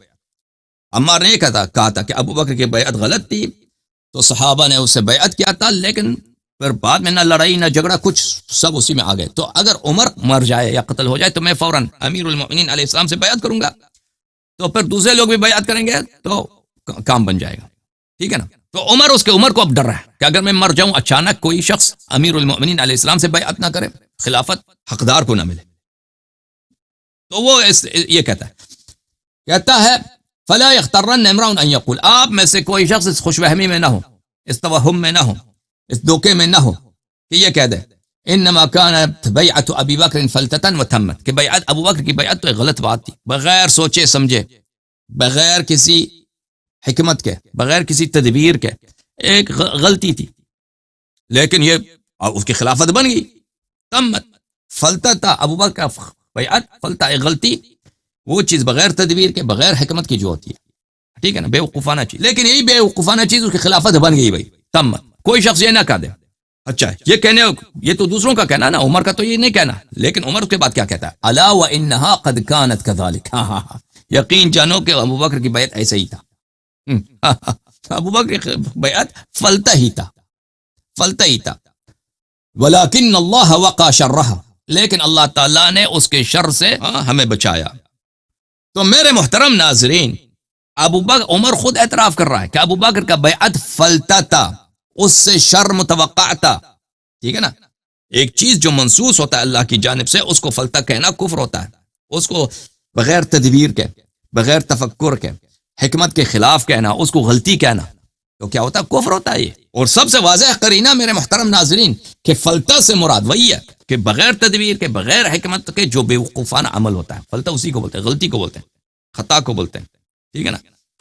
واضح قرینہ یہ وہی ہے کہ خود عمر کے کلام میں ولکن اللہ وقى شرها, شر کس سے متوقع ہوتا ہے, وہ کام جو تدبیر سے نہ ہو, جو حکمت سے نہ ہو, جو تدبر سے نہ ہو, جو تفکر سے نہ ہو, جو باہمی صلاح مشورے سے نہ ہو, جو اللہ اور رسول صلی اللہ علیہ وسلم کے فرمان سے نہ ہو, تو وہ فلتا ہوتا ہے, وہ اس کا شر متوقع ہوتا ہے, ٹھیک ہے نا. ابو بکر خلیفہ بنایا بغیر نصب من اللہ, بغیر نصب من الرسول صلی اللہ علیہ وسلم. کچھ صحابہ نے بغیر تفکر کے جلدی سے اس کے ساتھ بیعت کیا, اور یہ غلطی ہے. ہو سکتا ہے اس پہ لڑائی ہو, لیکن اللہ نے اس لڑائی کو نہیں ہونے دیا, ٹھیک ہے نا, لڑائی نہیں ہونے دی. تو یہ بہرحال اس ہمارا یہاں پہ وہ جو شاہد ہے, یہاں پر جو منظور نظر ہے, وہ کلمہ فلتا ہے کہ اب عمر نے ابو بکر کی خلافت کو فلتا کہا ہے, اور کہا ہے سے فلتا, اس کے اپنے کلام میں بھی دلیل ہے کہ فلتا سے مراد وہی غلطی ہے جس پہ شر متوقع ہے, وہ اس کا اپنے جملے ہیں ولکن اللہ وقى شرها. سمجھ میں آئی نا بات آپ کو. اگر ابو بکر کی خلافت اللہ کی جانب سے ہوتا تو کوئی شخص کہہ سکتا ہے یہ تدبیر سے نہیں ہے, اللہ کا کوئی فعل تدبیر سے خالی ہوتا ہے, رسول صلی اللہ علیہ وسلم کی جانب سے ہوتا تو پھر تو یہ تو گستاخی رسول صلی اللہ علیہ وسلم ہے کہ کوئی کہہ دے کہ پیغمبر کا فرمان صلی اللہ علیہ وسلم غلطی ہے بغیر حکمت کے, ٹھیک ہے نا. جماعت عمریہ, تو پتہ یہ چلا کہ ابو بکر کی خلافت منسوس نہیں. کتاب العین لخلیل ابن احمد الفراہیدی, جزء الثالث, چاپ منشورات دار الکتب العلمیہ. اس کتاب میں ملاحظہ فرمائیے محترم ناظرین, صفحہ نمبر 335 میں, والفلتہ الامر الذي يقع من غیر احکام, فلتہ اس بات کو کہتے ہیں جو کسی تدبیر اور حکمت کے بغیر واقع ہوتی ہے. غریب الحدیث ابن قتیبہ عبداللہ ابن مسلم, الجزء الاول, سنہ 1977 میں یہ بغداد میں یہ کتاب چھپی ہے. صفحہ نمبر 506 میں ناظرین ملاحظہ فرمائیے, والفلتات جمع فلتہ, فلتات فلتے کی جمع ہے, وہی ها هنا الزل والسقط، اور وہ غلطی کو بولتے ہیں، زل یعنی غلطی، لغزش. وكل شيء فعل او قيل على غیر رویت وتثبت فقد افتلت، کوئی بھی چیز جو تدبیر کے بغیر ہے، حکمت سے خالی ہے، تفکر کے بغیر آپ انجام دیں، عاقبت اندیشی کے بغیر انجام دیں تو وہ فلتا ہے، اس کو فلتا بولتے ہیں عرب. غریب الحدیث لابن الجوزی المجلد الثانی طبع دار الکتب العلمیہ، کتاب چھپی ہے سنہ 2004 میں. ملاحظہ فرمائیے. والفلتات جمع فلتہ، فلتات فلتے کی جمع ہے، وہی الزلہ، اور وہ بولتے ہیں خطا کو. زلہ کس کو بولتے ہیں؟ خطا، لغزش کو بولتے ہیں. ابو بکر کی خلافت خود کہتا ہے کہ وہ کیا فلتا ہے. شرح السنہ، کون؟ عمر نے خود میں کہا کہ ابو بکر کی بیعت فلتا تھا، غلطی تھی. شرح السنہ لحسین بن مسعود البغوی الجزء الثالث عشر طبع المکتب الاسلامی، کتاب چھپی ہے سنہ 1983 بیروت لبنان میں. ملاحظہ فرمائیے صفحہ نمبر 282 میں. ولا تنثى فلتاته ای لا تضاع ولا تشاع فلتاته ای زلاته. لا تنثى فلتاته عربی محاورہ، اس کی غلطیاں مشہور نہیں ہوتی، اس کی غلطیاں نشر نہیں ہوتی، اس کی غلطیاں زبانوں پر افواہوں میں نہیں پھیل جاتی، کیونکہ اس کی غلطی ہے ہی نہیں ہے. آدمی اگر حکیم ہے، آدمی اگر صاحب تدبر ہے، سوچ سے کام کرتا ہے، سوچ سمجھ کر بات کرتا ہے، تو اس کی غلطیاں مشہور نہیں ہوتی. معناه لم يكن في مجلس فلتات فتنثى، مطلب یہ ہے کہ اس کی مجلس میں غلطیاں ہوتی نہیں اس سے، تاکہ اس کی غلطیاں جو ہے نشر ہو جائیں. سلام اللہ علی الحسین لعنت اللہ علیہ. اب ابو بکر کے لسان سے، عمر کے لسان سے، اب عائشہ کے لسان سے ثابت کریں کہ ابو بکر کی خلافت پہ کوئی نص نہیں. فضائل الصحابہ لأحمد بن محمد بن حنبل بتحقیق الشیخ وصی اللہ بن محمد عباس الاستاذ المشارک بجامعۃ ام القری بمکہ المکرمہ. جامعۃ ام القری یونیورسٹی میں یہ حدیث کے پروفیسر ہیں مکے میں، انہوں نے اس کتاب کی تصدیق کی. اور کٹر وہابی ابن الجوزی جو کتاب چھپی ہے سنہ 1999 میں، اس کتاب میں ملاحظہ فرمائیے صفحہ نمبر 232 میں، حدیث نمبر 204، حدیث نمبر 204 اسناد صحیح، سند اس کی صحیح ہے، سند اس کی صحیح. ابن ابی ملیکہ کہتے ہیں سمعت عائشہ میں نے عائشہ سے سنا ہے، اور کسی نے عائشہ سے یہ سوال کیا تھا، من کان رسول اللہ صلی اللہ علیہ وآلہ وسلم مستخلفا لو استخلف، اگر رسول پاک صلی اللہ علیہ وآلہ وسلم کسی کو جانشین بناتے تو کس کو بناتے؟ ٹھیک ہے نا، اگر دیکھیں اگر جانشین تو بنا چکے ہیں، حدیث خلیفتین ہے، حدیث ثقلین ہے، حدیث منزلت ہے، من کنت مولا فہذا علی علیہ السلام مولا. بہرحال لوگوں کی تعصب ہے. اگر کسی کو خلیفہ بناتے تو کس کو خلیفہ بناتے؟ قالت ابو بکر، عائشہ نے کہا ابو بکر کو بنا لیتے. تو پتہ یہ چلا کہ ابو بکر کو خلیفہ نہیں بنایا. ٹھیک ہے نا، اس کی بیٹی کا وہ تو اس کا اجتہاد ہے، عائشہ کا اجتہاد ہے، یہ کوئی تو پیغمبر کی حدیث نہیں ہے صلی اللہ علیہ وسلم کہ پیغمبر اگر کسی کو خلیفہ بناتے ہیں تو وہ ابو بکر کو بنا لیتے ہیں. یہ تو حدیث تو نہیں ہے نا، یہ تو عائشہ کا ادعا ہے، عائشہ کا نظریہ ہے، عائشہ کا اجتہاد ہے. بھائی اس کے اجتہاد سے، اس کے نظریے سے ہمیں کام نہیں ہے، اس کے اعتراف سے ہمیں کام ہے کہ اس نے، عائشہ نے کہا ہے کہ اگر نبی صلی اللہ علیہ وسلم کسی کو خلیفہ بنا لیتے تو ابو بکر کو بنا لیتے، یعنی ابو بکر کو خلیفہ نہیں بنایا. اس کا ادعا یہ کہ کسی کو نہیں بنایا، ابو بکر کو بھی نہیں بنایا. تو ابو بکر کی خلافت پہ نص نہیں، وہ عائشہ کا بھی اعتراف ہی ہے. میرے محترم ناظرین، اہل بیت طاہرین علیہم الصلوۃ والسلام کا اجماع کہ ابو بکر کیا خلیفہ نہیں ہے. ملاحظہ فرمائیے کتاب بخاری چاپ دار احیاء تراث العربی سنہ 2001 میں کتاب چھپی ہے. یہاں پر آپ کو لے کے چلتے ہیں صفحہ نمبر 749 میں، حدیث ہے عائشہ سے، حدیث نمبر 4240 اور 4241. یہاں پہ بہت سارے دلائل ہیں، بہت سارے دلائل. اور یہ جو ادعا کرتے ہیں کہ حدیث میں ادراج ہے، وہ ایک بکواس اور جھوٹی چیز ہے، بکواس اور جھوٹی چیز ہے.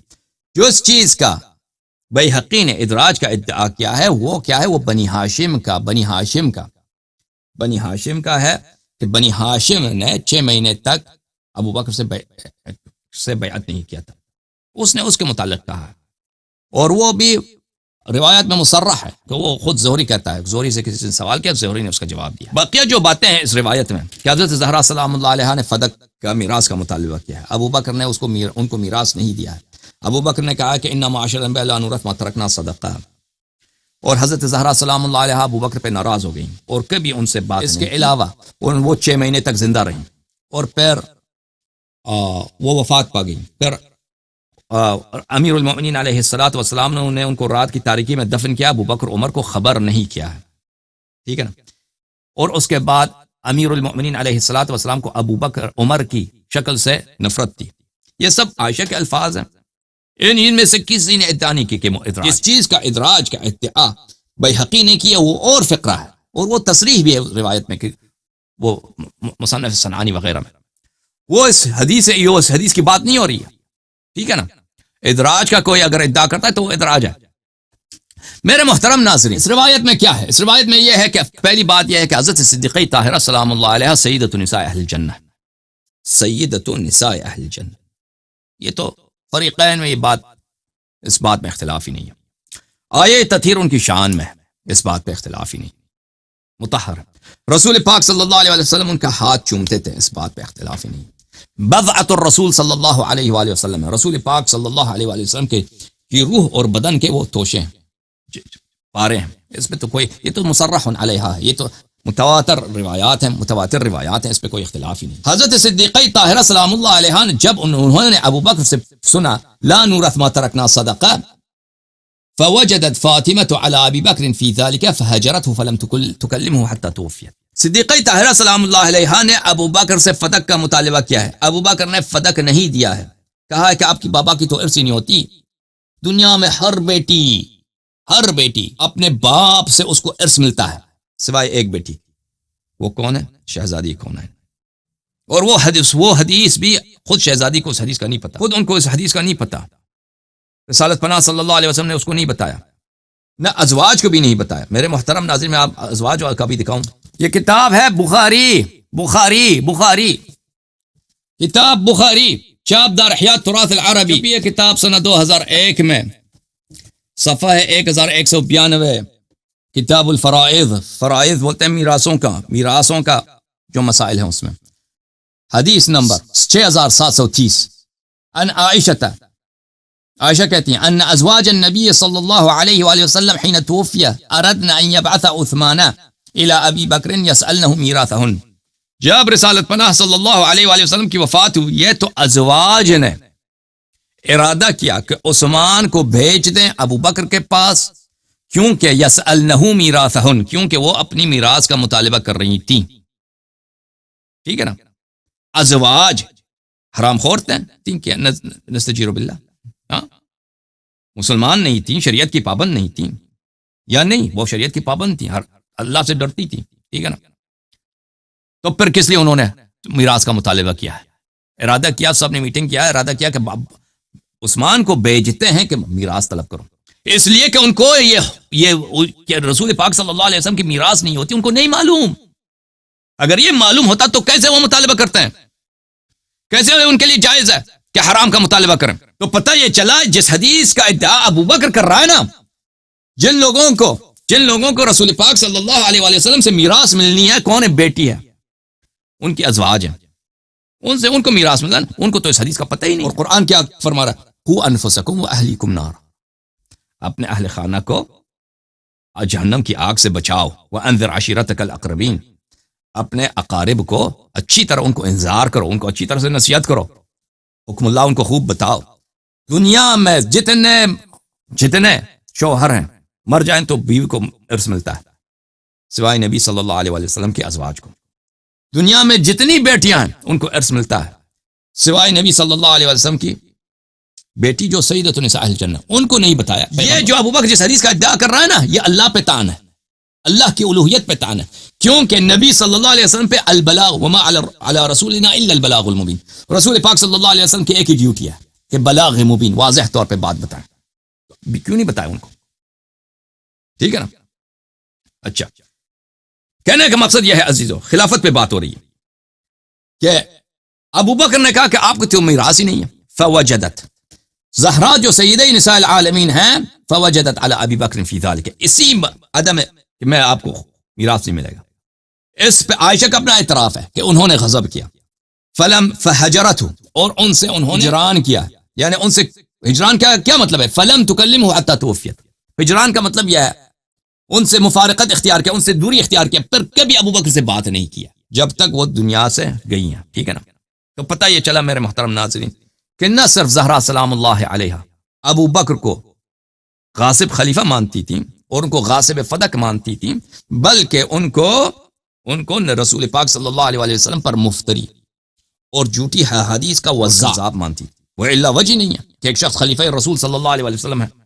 مسلمان کو تو مسلمان سے 3 دن سے زیادہ جائز نہیں ہے کہ ان کے ساتھ آپ کٹی رہیں، ان کے ساتھ آپ بات نہ کریں. وہ خود عائشہ کہتی ہیں کہ وہ عاشت بعد النبی صلی اللہ علیہ وسلم 6 اشہر، تو اس لیے ان کے نزدیک ابو بکر غاصب فدق سیدۃ نساء اہل الجنہ، یہ تو متواتر ہے ہمارے دونوں کے فریقین کے درمیان. اور وہ اس اہل بیت میں سے جن کے متعلق فرمایا رسول پاک صلی اللہ علیہ وسلم کہ اگر ان کی اتباع کرو کبھی گمراہ نہ ہو جاؤ گے. ٹھیک ہے نا. 6 مہینے تک بعد النبی 6 اشہر، 6 مہینے تک زندہ تھی اور رسالت پناہ، اور وہ ابو بکر پہ غضبناک تھی. تو ٹھیک ہے، بات نہیں کی انہوں نے. تو کیا پتا چلا؟ دو عام مسلمان 3 دن سے جائز نہیں ہے زیادہ آپس میں حجران رکھتے ہیں. ٹھیک ہے نا، جائز نہیں ہے. تو مگر یہ کہ حضرت زہرا سلام اللہ علیہا اس شخص کو ظالم، غاصب فدق، مفتری علی الرسول صلی اللہ علیہ وسلم اور اس کی خلافت کو باطل سمجھتے تھے.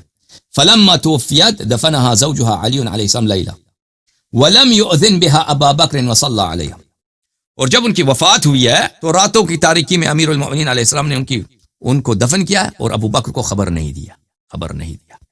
پتہ ہے کیا چلا؟ پتہ کہ ابو بکر کو خلیفہ نہیں مانتے یہ لوگ اہل بیت علیہ. ابو بکر نے خود کہا کہ یہ لوگ اپنی گھر میں میرے خلاف عسکری کارروائی کی تیاری کر رہے تھے. اب میں نے آپ کو حدیث دکھایا. وكان لعلي عليه السلام من الناس وجه حياة فاطمة فلما توفيت استنكر علي وجوه الناس فالتمس مصالحة أبي بكر ومبايعته ولم يكن يبايع تلك الأشهر. عائشہ کہتی ہیں کہ جب تک حضرت زہرا سلام اللہ علیہا زندہ تھی لوگ امیر المؤمنین علیہ السلام کی عزت کرتے تھے. جب وہ دنیا سے گئی ہیں تو لوگوں نے ان کی عزت کرنا چھوڑ دیا تھا. تو اس لیے وہ مجبور ہو گئے کہ انہوں نے ابو بکر کے ساتھ صلح کرنے کی کوشش. فالتمس، تو انہوں نے کوشش کی کہ ابو بکر کے ساتھ صلح کیا جائے، مصالحہ کیا جائے اور ابو بکر کے ساتھ بیعت کیا جائے. اور انہوں نے وہ مہینے ابو بکر کے ساتھ بیعت نہیں کیا تھا. ٹھیک ہے نا، بیعت نہیں کیا تھا. تو امیر المؤمنین علیہ الصلوۃ والسلام کے متعلق رسول پاک صلی اللہ علیہ وآلہ وسلم نے کیا فرمایا؟ علی ولی کل مؤمن من بعد. فرمایا کہ علی مع القرآن والقرآن مع علی. وہ تو کبھی قرآن سے الگ نہیں ہوں گے. اگر ابو بکر کی خلافت قرآن کی ہوتی کیسے ہو سکتا ہے کہ امیر المؤمنین علیہ الصلوۃ والسلام اس میں 6 مہینے دیر لگا دیں بیعت کرنے میں؟ اور بیعت بھی کریں تو مجبوری سے بیعت کریں، وہ تقیہ سے بیعت کریں. ٹھیک ہے نا. یہ تو عائشہ کا قول ہے کہ انہوں نے بیعت کیا، ہمارا تو قول ہی نہیں ہے. کتاب المستدرک علی الصحیحین للحاکم النیسابوری، چاپ دار الفکر، الجزء الثالث، کتاب چھپی ہے سنت 2009 میں. حدیث صفحہ نمبر 337، حدیث نمبر ہے 4686. ام سلمہ رضی اللہ تعالیٰ عنہ کہتے ہیں کہ رسول پاک صلی اللہ علیہ وآلہ وسلم کو میں نے یہ کہتے سنا ہے، علی مع القرآن والقرآن مع علی لن يفترقا حتى يرد علی الحوض. علی علیہ السلام قرآن کے ساتھ ہیں اور قرآن علی علیہ السلام کے ساتھ ہیں اور یہ دونوں ایک کبھی الگ نہیں ہوں گے اس وقت تک کہ اب حوض کوثر پہ مجھ پہ وارد ہو جائیں. حاکم کہتا ہے صحیح الاسناد حدیث 4686 وافقہ الذہبی فی التلخیص صحیح. ذہبی نے بھی کہا کہ حدیث صحیح ہے. ٹھیک ہے نا، حدیث صحیح ہے. تو جو شخص قرآن کے ساتھ ہے قرآن اس سے کبھی الگ نہیں ہوگا. علی علیہ السلام ولی کل مؤمن من بعد، جو رسول پاک صلی اللہ علیہ وآلہ وسلم کے بعد سب مسلمانوں کا ولی سردار ہے. اس نے وہ ابو بکر کی خلافت کو باطل سمجھتے تھے. اس کی خلافت کو اگر نہیں باطل سمجھتے تھے تو کیوں بیعت نہیں کیا؟ اور کیوں عائشہ کے اعتراف کے مطابق فقط اس نے مجبوری سے بیعت کیا. ٹھیک ہے نا. یہ کتاب سنن الترمذی بتحقیق شیخ صدقی جمیل العطار، طبع دار الفکر، سنہ 2005 میں چھپی ہے، صفحہ نمبر 1061 میں. قول النبی الکریم صلی اللہ علیہ وآلہ وسلم ما تريدون من علی ما تريدون من علی ما تريدون من علی ان علی منی وانا منه وهو ولی كل مؤمن من بعد. هذا حدیث حسن. ترمذی نے خود کہا یہ حدیث حسن ہے. علی علیہ الصلوۃ والسلام منی، اور میں ان کا ہوں، وهو مؤمن ولی كل مؤمن من بعد، میرے بعد ہر مؤمن کا ولی ہے. ٹھیک ہے، میرے بعد ہر مؤمن کا ولی. ثم پھر اسی عائشہ کی جو روایت ہے، ولكنك استبددت علينا بالامر وكنا لقرابتنا من رسول الله صلى الله عليه وآله وسلم نرى نصيبا. تم نے، تمہاری خلافت ایک استبداد ہے، تمہاری خلافت ایک استبداد بالرائے کہ تم نے اپنی مرضی پر ہم پہ سونپ دی ہے، مسلط کر دی، اور ہم رسول پاک صلی اللہ علیہ وسلم سے قرابت کی وجہ سے ہم خلافت کو اپنا حق سمجھتے تھے. ٹھیک ہے نا. تو کوئی منسوخ تو نہیں، منسوخ تو نہیں ہے نا. جب علی علیہ الصلوۃ والسلام ابو بکر کی خلافت اگر منسوخ ہوتی تو کیسے ہو سکتا ہے کہ ہم اس کو اپنے قرابت کی وجہ سے ہم اس کو اپنا حق مانتے تھے، ہم اپنا حق سمجھتے تھے. کتاب المصنف لعبد الرزاق الصنعانی الجزء الخامس بتحقیق الشیخ حبیب الرحمن الاعظمی. اس کتاب میں ملاحظہ فرمائیے صفحہ نمبر 472 میں عبد الرزاق معمر سے، زہری سے، عروہ سے، عائشہ سے روایت کرتے ہیں. یہی روایت وہاں پہ یہ ہے اس روایت میں. فقال معمر نے کہا فقال رجل، ایک شخص نے کہا للزہری، زہری سے کہا فلم یبایع علی 6 ایک شخص نے زہری سے پوچھا کہ علی علیہ السلام نے کیا 6 مہینے تک ابو بکر سے بیعت نہیں کیا؟ زہری نے کہا لا، انہوں نے بیعت نہیں کیا. ولا احد من بنی ہاشم حتى بايعه علی علیہ السلام، اور بنی ہاشم میں سے بھی کسی نے بیعت نہیں کیا تھا. ٹھیک ہے نا؟ تو لازمی بات ہے کہ اس کی خلافت منسوخ نہیں تھی کہ نہ علی علیہ السلام نہ بنی ہاشم نے 6 مہینے تک ابو بکر سے بیعت کیا ہو. تو بہرحال میرے محترم ناظرین، اب میں نے یہ باتیں سب آپ کی خدمت میں پیش کی. کس لیے؟ اس لیے کہ آپ کی خدمت میں ہم ثابت کریں کہ ابو بکر کی خلافت منسوخ نہیں ہے. اہل بیت علیہ السلام کی زبان سے ہم نے ثابت کیا، ابو بکر اپنی لسان سے، عمر کے لسان سے، عائشہ کے لسان سے، اب ان کے عالم و مشاہیر کے لسان سے میرے محترم ناظرین آپ کی خدمت میں عرض کریں. یہ کتاب ہے میرے محترم ناظرین غایۃ المرام فی علم الکلام لسیف العامدی، جو سنہ 631 میں دنیا سے گئے ہیں. یہ کتاب چھپی ہے الجمہوریہ العربیہ المتحدہ سن 1971 میں. سن 1971 میں سوریہ، شام اور مصر ان دونوں نے اتحاد کیا تھا کہ ہم ایک ہی عرب ملک ہے. ٹھیک ہے نا؟ اس زمانے میں اس کو جمہوریہ عرب یونائٹڈ عربک ریپبلک کہا جاتا تھا. یہ دونوں ایک ہی ملک تھے اس زمانے میں، کچھ عرصے تک یہ دونوں ایک ملک رہے تھے.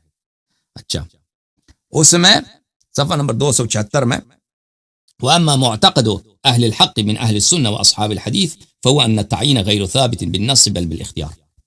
کہتا ہے ہمارا حق بات یہ ہے کہ ہمارے جماعت عمریہ کا جو ان میں سے جو اہل سنت ہے اور اصحاب الحدیث ہیں، اہل الحق من اہل السنہ، اس کا مطلب ہے ماتریدیہ اور اشاعرہ، ماتریدیہ و اشاعرہ. اصحاب الحدیث جو ہیں یہ محدثین حضرات ہیں، احمد بن حنبل والے سلفی. ماتریدیہ، اشاعرہ اور احمد بن حنبل، ابن تیمیہ کا جو گروپ ہے، یہ سب ان کا اجماع ہے کہ تعین غیر ثابت بالنص بل بالاختیار، کسی کی نص سے ثابت نہیں ہے، اختیار سے ثابت. تو ابو بکر کی نہیں ہے نا. یہی ان کے علماء کا جب اجماع ہے، جب ان کا علماء کا اجماع ہے کہ کسی پر نص نہیں ہے، تو ثابت ہوا کہ ابو بکر پر نہیں ہے. یہ کتاب ہے الحسام المسلول علی منتقصی اصحاب الرسول صلی اللہ علیہ وآلہ، تالیف محمد ابن عمر ابن مبارک الحضرمی، متوفی سنہ 930 میں. یہاں پر صفحہ نمبر 55 میں یہ حضرت فرماتے ہیں قد انعقد الاجماع على انه صلی اللہ علیہ وآلہ وسلم لم ينص لامتی على استخلاف احد معین. کہتے ہیں ہمارا اجماع ہے کہ رسول پاک صلی اللہ علیہ وآلہ وسلم کسی معین شخص کی خلافت پہ نص نہیں فرمایا. تو پتہ چلا عزیزوں کی خلافت ابو بکر کی منسوخ نہیں ہے. ابو بکر کی زبان، عمر کی زبان، عائشہ کی زبان، اہل بیت علیہ السلام کی زبان اور ان کے علماء کا اجماع، ابو بکر کی خلافت منسوخ نہیں ہے. اللہ اور رسول صلی اللہ علیہ وسلم سے ثابت نہیں. اگر اللہ اور رسول صلی اللہ علیہ وسلم سے ثابت نہیں تو پھر یہ خلیفہ کیسے ثابت ہوا؟ خلیفہ کیسے بنا؟ کیا اللہ اور رسول صلی اللہ علیہ وسلم نے فرمایا، ٹھیک ہے نا، اللہ اور رسول صلی اللہ علیہ وسلم نے فرمایا کہ تم کو حق ہے کہ میرے بعد تم خلیفہ کسی کو بنا لینا؟ بولا ہے؟ ایسی کوئی حدیث ہے تو ہمیں بتاؤ. کیا کوئی ایسی حدیث بھی نہیں ہے. ٹھیک ہے نا.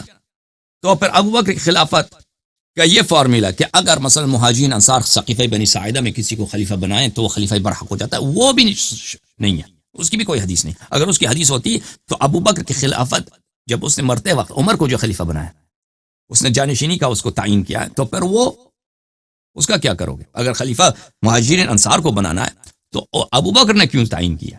ٹھیک ہے نا. اور پھر عمر نے صرف 6 آدمی کو، اگر سب مہاجرین انصار کی ڈیوٹی ہے کہ بنا دیں، صرف 6 آدمی کو کیوں شورا میں داخل کیا؟ صحیح ہے نا. تو پھر پتہ یہ چلا کہ وہ بھی کوئی فارمولا نہیں ہے. اچھا، اللہ رسول صلی اللہ علیہ وسلم کی جانب سے کوئی حکم نہیں ہے. اس کی خلافت کے اجماع بھی باطل ہو گئی، کیونکہ میں نے ابھی دکھایا کہ اہل بیت علیہ السلام بنی ہاشم اس کی خلافت کے مخالف تھے. ٹھیک ہے نا. اب مزید اجماع پہ اگر چاہیں تو بات کریں گے. اب میرے محترم ناظرین، ابو بکر کی خلافت پہ نہ اللہ کا حکم ہے نہ رسول صلی اللہ علیہ وسلم کا فرمان ہے. تو اس کا شرعی حکم کیا ہے؟ شرعی حکم یہ ہے، سورہ مبارکہ مائدہ آیہ نمبر 44، وَمَن لَمْ يَحْكُمْ بِمَا أَنزَلَ اللَّهُ فَأُولَئِكَ هُمُ الْكَافِرُونَ. جو کوئی فیصلہ کرتے ہیں بغیر ما انزل اللہ، جو کوئی فیصلہ کرتے ہیں بغیر ما انزل اللہ، اور ابو بکر کی خلافت ما انزل اللہ میں نہیں ہے، نہ قرآن میں نہ سنت میں. جو کوئی فیصلہ سناتے ہیں بغیر ما انزل اللہ کے، اولئک هم الکافرون، وہ ہے ہی کافر. ترجمہ دیکھو عزیزو، ترجمہ اس آیت کا ترجمہ آپ کو دکھائیں اردو زبان میں. سورہ مائدہ آیت نمبر 44. ویب سائٹ سے دکھا دیتے ہیں تاکہ طبیعت خوب بحال ہو جائے، طبیعت خوب صاف ہو جائے، ٹھیک ہے نا، تاکہ کوئی کسر نہ رہے. محترم ناظرین، وَمَن لَمْ يَحْكُمْ بِمَا أَنزَلَ اللَّهُ فَأُولَئِكَ هُمُ الْكَافِرُونَ. جو لوگ اللہ کی اتاری ہوئی وحی کے ساتھ فیصلہ نہ کریں پورے اور پختہ کافر ہیں. پورے اور پختہ، پورے اور پختہ کافر ہیں، ٹھیک ہے نا.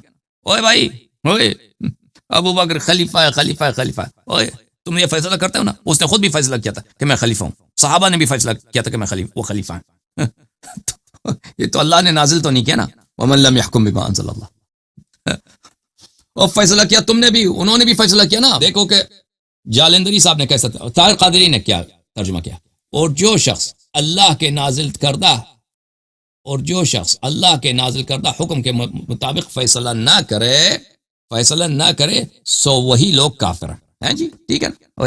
تم نے فیصلہ کیا کہ ابو بکر خلیفہ ہیں، ابو بکر نے خود فیصلہ کیا کہ میں خلیفہ ہوں، عمر نے فیصلہ کیا کہ وہ خلیفہ ہیں، سقیفہ بنی ساعدہ میں صحابہ کرام نے فیصلہ کیا کہ خلیفہ ہیں. یہ ما انزل اللہ نہیں ہے. اب تو یا صحابہ کی جانب لے لو یا قرآن کی جانب لے لو. قرآن کی جانب لے گو تو صحابہ چلے گئے. جس نے بھی کہا کہ ابو بکر خلیفہ ہیں، وَمَن لَمْ يَحْكُمْ بِمَا أَنزَلَ اللَّهُ فَأُولَئِكَ هُمُ الْكَافِرُونَ. اس میں کوئی وہ دو چار ہیں، دو اور دو چار والی بات ہے بھائی. اس میں کسی قسم کی گنجائش نہیں ہے. بات بہت واضح ہے.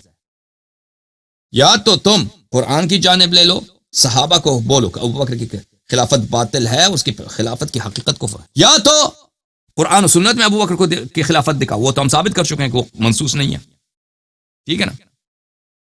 وہ تو ہم ثابت کر چکے ہیں اس کی خلافت منسوخ نہیں. یا پھر قرآن سے کافر ہو جاؤ، کہہ دو ہم قرآن کو نہیں مانتے بھائی، پھر تم کفر کا راستہ اختیار کرو، اور کوئی راستہ نہیں تمہارے پاس. دیکھو اس آیت کا ترجمہ جالندری صاحب نے کیا. جو خدا کے نازل فرمائے ہوئے احکام کے مطابق حکم نہ دے تو ایسے ہی لوگ کافر ہیں جی. ٹھیک ہے بھائی. صحیح ترجمہ کیا نہیں کیا میں نے. ملاحظہ فرمائے سورہ مبارکہ انعام میں آیت نمبر 21 میں، وَمَنْ أَظْلَمُ مِمَّنِ افْتَرَى عَلَى اللَّهِ كَذِبًا أَوْ كَذَّبَ بِآيَاتِهِ إِنَّهُ لَا يُفْلِحُ الظَّالِمُونَ. اس شخص سے زیادہ ظالم کوئی ہے ہی نہیں جس نے اللہ پہ جھوٹی تہمت باندھ لے. ممن افطرى علی اللہ کذبا، جو اللہ پہ جھوٹی تہمت باندھے، او کذب بآیاتہ، یا اللہ کی آیات کی تکذیب کرے. ٹھیک ہے نا. اللہ کی آیت کون ہے؟ رسول اللہ صلی اللہ علیہ وسلم. اللہ کی آیات کیا ہے؟ بھلے رسول صلی اللہ علیہ وسلم کے معجزات، رسول صلی اللہ علیہ وسلم کی سنت. یہ آیت صرف قرآن نہیں ہے، قرآن کی آیات کی بات ہو رہی ہو، ٹھیک ہے نا. قرآن بھی آیت ہے. اللہ کی نشانیوں کو جو انکار کر دے، جو اللہ کے حجج کے انکار کرے، یا اللہ پہ جھوٹی بات نسبت دے، بات ایک ہی ہے. انہ لا یفلح الظالمون، یہ ظالم ہے، یہ اہل نجات ہے، نجات نہیں پائیں گے. ٹھیک ہے. اب اس کا ترجمہ دیکھو عزیزو.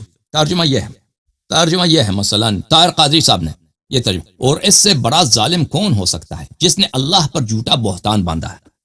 اور تم کہتے ہو کہ ابو بکر کیا ہے؟ خلیفۃ اللہ و خلیفۃ یا کم از کم خلیفۃ الرسول صلی اللہ علیہ وسلم جانشین ہے، اور رسول نے نہیں بنایا اس کو جانشین، اور رسول صلی اللہ علیہ وسلم نے کسی کو حق بھی نہیں دیا کہ تم میرے بعد جانشین تعین کر لینا. تو اس کی خلافت کیا ہے؟ تم کہتے ہیں یہ مسلمانوں کا امام ہے، اس کی خلافت اللہ پہ بہتان ہے. تم کہتے ہیں یہ شرعی ہے، یعنی شریعت میں ہے، حالانکہ شریعت میں نہیں ہے. شریعت کیا ہے؟ قرآن سنت ہے. شریعت قرآن و سنت، اس میں نہیں ہے. اس کی خلافت کی کوئی جسٹیفیکیشن نہیں ہے. تو تم اللہ پہ بہتان باندھ رہے ہو. ابو بکر نے خود اللہ پہ بہتان باندھا ہے، صحابہ نے اللہ پہ بہتان باندھا ہے.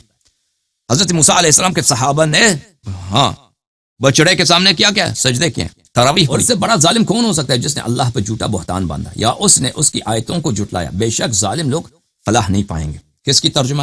طاہر قادری. احمد رضا خان بریلوی. اور اس سے بڑھ کر ظالم کون جو اللہ پر جھوٹ باندھے یا اس کی آیتیں جھٹلائے. بے شک ظالم فلاح نہ پائیں گے. ٹھیک ہے نا. سب سے بڑا ظالم وہی. تو ثابت ہوا کہ سب سے بڑا ظالم ابو بکر، اور جن لوگوں نے اس کی خلافت کی تعین کی ہے اور تائید کی ہے. اگلا آیا ملاحظہ فرمائیے میرے محترم ناظرین. سورہ مبارکہ عنکبوت میں آیت نمبر 68، وَمَنْ أَظْلَمُ مِمَّنِ افْتَرَى عَلَى اللَّهِ كَذِبًا أَوْ كَذَّبَ بِالْحَقِّ لَمَّا جَاءَهُ أَلَيْسَ فِي جَهَنَّمَ مَثْوًى لِلْكَافِرِينَ. طاہر قادری. اور اس شخص سے بڑھ کر ظالم کون ہو سکتا ہے جو اللہ پر جھوٹا بہتان باندھے یا حق کو جھٹلا دے. اور اس کے پاس آ پہنچے. جب حق اس کے پاس پہنچ جاتا ہے تو حق کو جھٹلا دیتا ہے. کیا دوزخ میں کافروں کے لیے ٹھکانہ مقرر نہیں ہے؟ احمد رضا خان بریلوی.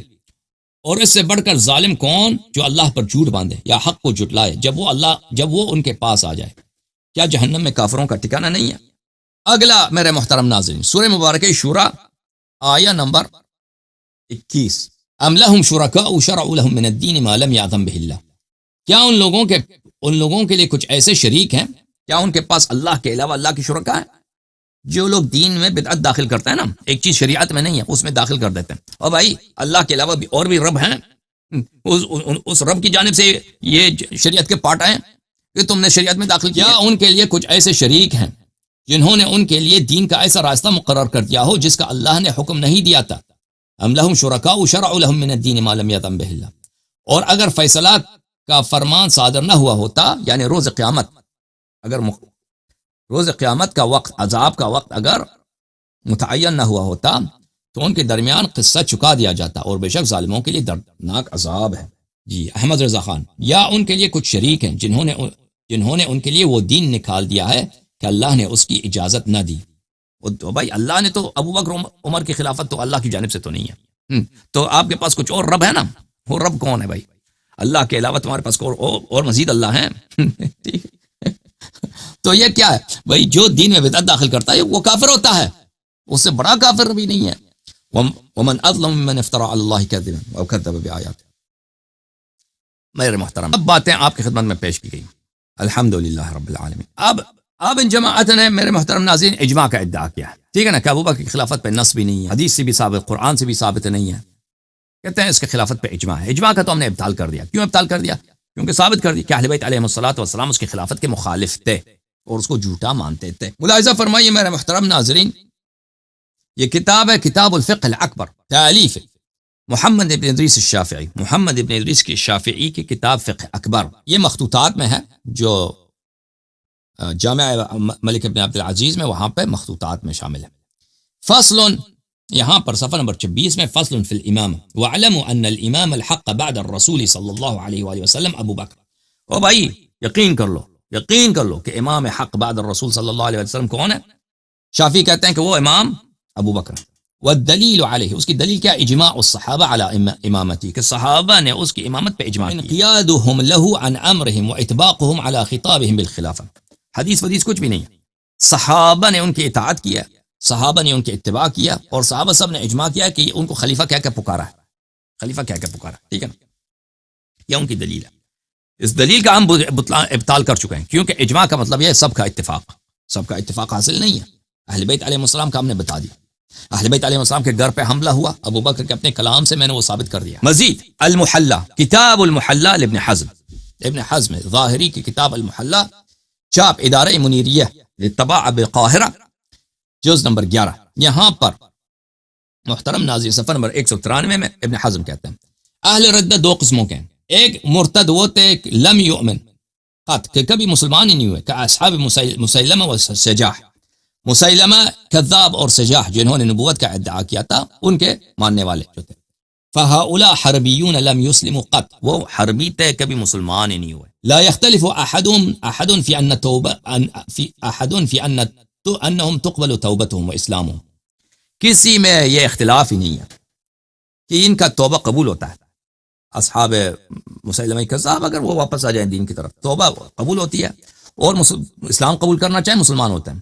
والقسم الثانی، دوسرا صنف اہل ردہ کا وہ ہے قوم اسلموا ولم یکفروا، ایک قوم ہے جو مسلمان ہوئے تھے لیکن وہ کافر نہیں ہوئے تھے بعد اسلام کے بعد کافر نہیں ہوئے، لیکن منعوا الزکاة من ان يدفعوها الى ابی بکر، انہوں نے زکوٰۃ کا بھی انکار نہیں کیا تھا لیکن کہا تھا ہم زکوٰۃ ابو بکر کو نہیں دیں گے. زکوٰۃ ابو بکر فعلی ھذا قتلوا، اور ان کا قتال ہوا، ان کو ذبح کیا گیا، ان کے بیوی بچوں کو یتیم بنایا گیا، اور ان کے عورتوں کو، مسلمان عورتیں ہیں ٹھیک ہے نا، ان مسلمان عورتوں کو سبایا کے طور پر، کنیزوں کے طور پر تقسیم کیا گیا، اور ان کے بچوں کو غلامی میں تقسیم کیا گیا مسلمانوں کو، صرف اس لیے وہ سب صحابہ تھے.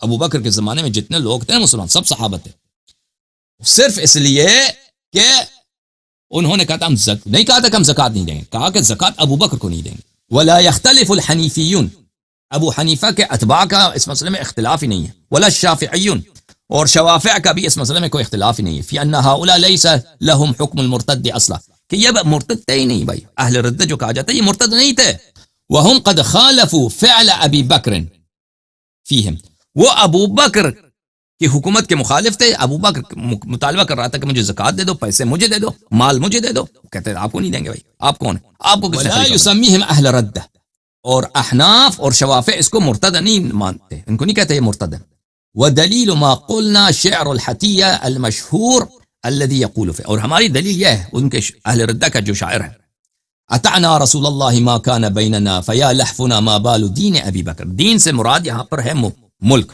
حکومت، اس کی دلیل بھی دکھائیں گے۔ رسول پاک صلی اللہ علیہ وسلم جب تک زندہ تھے ہم نے ان کی طاعت کی، فیا لحفنا، ہمارا کیا قصور ہے کہ اب ابو بکر جو ہے وہ ہمارا بادشاہ بن گیا، ما فیا لحفنا ما بالو ملک ابی بکر، دین ابی بکر، ملک ابی بکر، ابو بکر کی بادشاہت، ایورثها بکرن اذا مات بعد، اگر ابو بکر، بکر کا ابا مر جائے تو اپنے بعد جو ہے وہ بکر کو اپنا جانشین بنائے گا، وہ بھی بادشاہ بنے گا، فتلک لامر اللہ قاسمۃ الظہر، تو یہ تو ہمارے کمر توڑنے والی بات ہے کہ وہ ادھر جا کے بادشاہ بنتے ہیں، ہم سے زکوٰۃ کا مطالبہ کرتے ہیں۔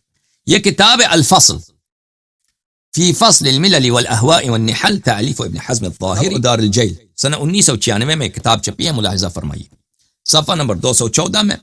وطائفۃ بقیت علی الاسلام ایضا، ایک طائفہ تھا مسلمانوں کا جو کافر نہیں ہوئے، الا انہم قالوا، انہوں نے یہ کہا تھا، نقیم الصلاۃ، ہم نماز ادا کریں گے، شرائع الاسلام، اور اسلام کی جتنے احکام ہیں بجا لائیں گے، زکوٰۃ بھی بجا لائیں گے، الا اننا لا نؤدی الزکاۃ الی ابی بکر، لیکن ہم ابو بکر کو زکوٰۃ نہیں دیں گے، ابو بکر کو نہیں دیں گے زکوٰۃ، ہمارا جو مال ہے، ہمارے قوم میں فقیر ہیں، غریب ہیں، ان کو دیں گے، ابو بکر کون ہے؟ اللہ اور رسول صلی اللہ علیہ وسلم کا حکم تو نہیں کہ ابو بکر کو زکوٰۃ دینا چاہیے، ٹھیک ہے نا؟ اب ہے کوئی آیا قرآن میں؟ نہیں ہے۔ ولا نعطی طاعتا لاحد بعد رسول اللہ صلی اللہ علیہ وسلم، اور رسول پاک صلی اللہ علیہ وسلم کے بعد ہم کسی کو اپنا خلیفہ امام نہیں مانتے بھائی، نہیں مانتے۔ وکان هؤلاء کثیرا، اور ان کی تعداد بہت زیادہ تھی، الا انہم دون من ثبتت علی الطاعہ، لیکن ان کی تعداد جنہوں نے ابو بکر کے ساتھ بیعت کیا تھا ان سے کم تھا، لیکن ان کی تعداد تھی ویسے بہت زیادہ۔ اور پھر وہی شعر و نقل کرتا، ٹھیک ہے نا عزیزو؟ تو پھر ابو بکر کی خلافت کی جو اجماع کی بات ہو رہی نا، اجماع کچھ بھی نہیں ہے، اجماع نے مخالفت کی، ان لوگوں نے ان کو ذبح کیا، ان کو خوب تار و مار کیا، ان کو خوب ان لوگوں نے سبجوگیٹ کیا، مردوں کو ذبح کیا، عورتوں کو انہوں نے اسیر بنایا، کافر کی طرح مسلمانوں کے ساتھ کافر جیسا انہوں نے سلوک کیا۔ یہ کتاب غریب الحدیث لے الخطابی البستی، سنہ 388 میں اس کی وفات ہوئی ہے، کتاب چھپی جامعۃ ام القری حجاز میں، جزء اول، سنہ 1982 میں کتاب چھپی ہے۔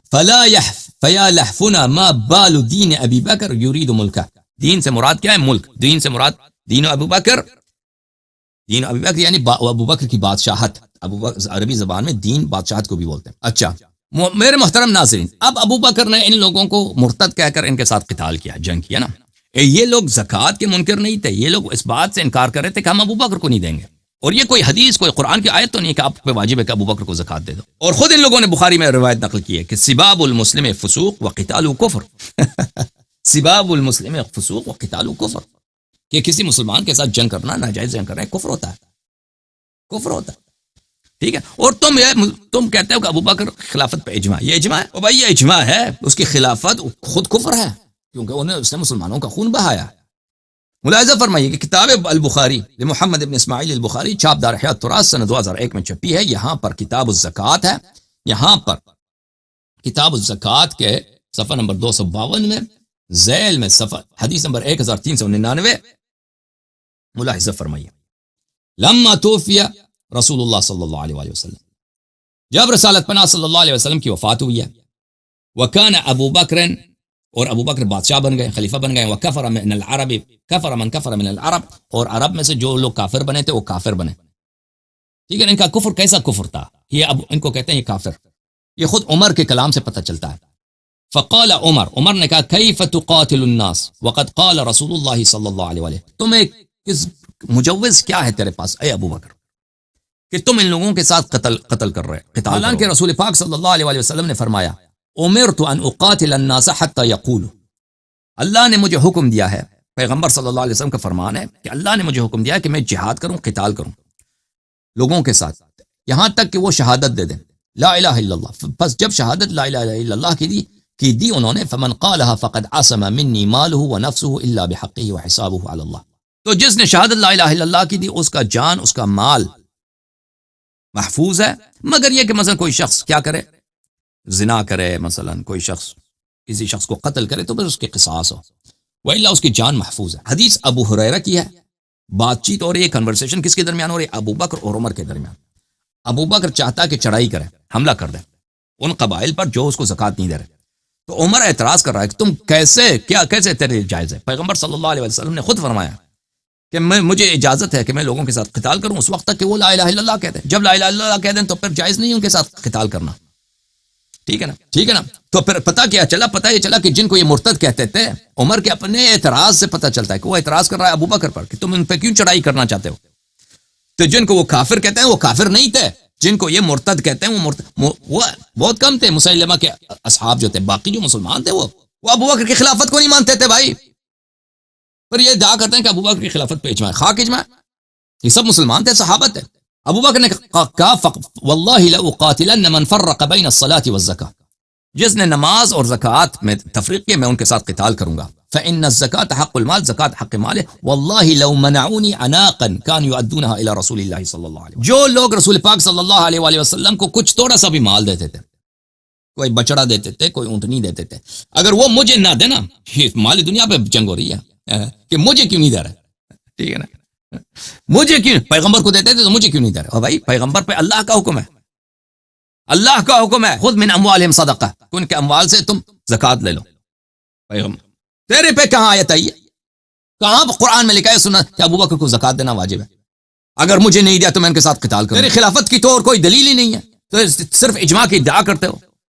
اور وہ صحابت سے سب مخالف ہیں کہ ہم نہیں مانتے اس کو خلیفہ، نہیں مانتے اس کو، نہیں دیتے. تم پہلے تو صحیح خلیفہ بنو نا پہلے. پھر اگر کوئی حدیث ہوتی کہ اگر رسول صلی اللہ علیہ وسلم کو خلاف کو زکوٰۃ دینا ہے تو اس کے خلیفہ کو بھی دینا، اگر اس طرح کی کوئی حدیث ہوتی پھر بات بنتی نا. تیری تو خلافت ہی نہیں بنی ہے. خلافت نہ قرآن میں نہ سنت میں. خلافت کہاں سے بناتے ہو؟ خلافت تم اجماع سے بناتے ہو، اجماع تو ہے ہی نہیں. وہ اتنے صحابہ کہہ رہے ہیں اس کو خلافت زکوٰۃ نہیں دیں گے. اگر یہ پیغمبر صلی اللہ علیہ وسلم کو ایک بچڑا بھی دیتے تھے، ایک اونٹ بھی دیتے تھے، ایک دمبا بھی دیتے، اگر مجھے نہ دیں تو میں ان کے ساتھ قتل کروں گا. مالی دنیا پہ ہے نا جنگ. پیغمبر کو دیتے تھے زکوٰۃ اس لیے عزیزو کہ اللہ تعالیٰ نے سورہ توبہ میں واجب قرار دیا خذ من اموالہم صدقۃ تطہرہم وتزکیہم بہا وصلی علیہم ان الصلاۃ سکن لہم واللہ سمیع علیم. ان کے اموال سے زکوٰۃ اخذ کرو. ان کی زکوٰۃ سے جب اموال اخذ کرو گے یا رسول صلی اللہ علیہ وسلم ان کی نفس کو پاک کرو گے اور ان کو تم پاکیزہ بناؤ گے. کہاں لکھا قرآن میں کہ اگر ابو بکر نے کسی سے زکوٰۃ لیا تو اس کا مال پاک ہو جائے گا، اس کا نفس پاک ہو جائے گا. اور ان صلاتک سکن لہم، ان سے جب تم زکوٰۃ لے لو تو ان کے لیے دعا کرنا. تیری دعا ان کے لیے کیا ہے؟ باعث آرامش ہے. تو ابو بکر کہاں قرآن میں لکھا ہے کہ ابو بکر کی دعا بھی باعث آرامش. ٹھیک ہے نا. یہ کتاب فتح الباری بشرح جامع البخاری تالیف الحافظ ابن حجر العسقلانی الجزء الرابع عشر طبع دار الفکر، چھپی ہے کتاب سنہ 1428 میں. ملاحظہ فرمائیے صفحہ نمبر 220 میں حافظ ابن حجر فرماتے ہیں صنف منعوا الزکاة وتأولوا قوله تعالی، ایک جماعت تھے جنہوں نے زکوٰۃ ابو بکر کو نہیں دی ہے. انہوں نے اس آیت کا خذ من اموالهم صدقة تطهرهم وتزكيهم بها وصل عليهم ان الصلاة سكن لهم فزعموا ان دفع الزكاة خاص به لا غيره لا يطهرهم ولا يصلي عليهم فكيف تكون صلاتهم سكنا لهم. انہوں نے کہا ابو بکر کو ہم دیتے ہیں، ابو بکر ہمارے نفس کو پاک کرے گا، ابو بکر کو کیوں دے دیں؟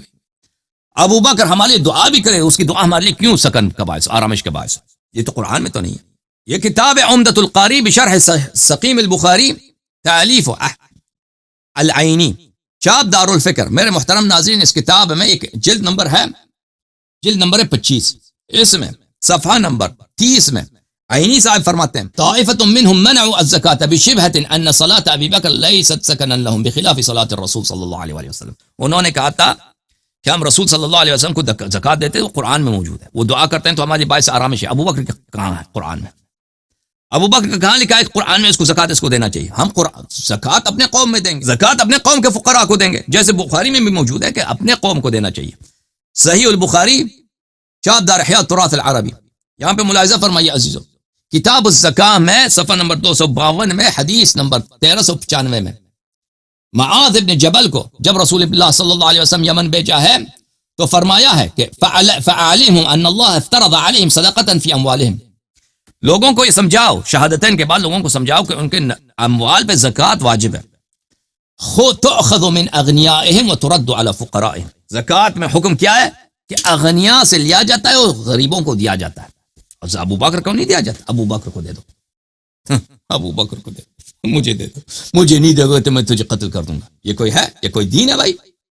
اور اس کی خلافت پہ اجماع ہے. سبحان اللہ، یہ اجماع ہے تمہاری خلافت پہ ابو بکر. زکوٰۃ اغنیاء سے لیا جاتا ہے، پیسے والوں سے لیا جاتا ہے، فقراء میں غریبوں میں تقسیم کیا جاتا ہے، نہ کہ ابو بکر کو.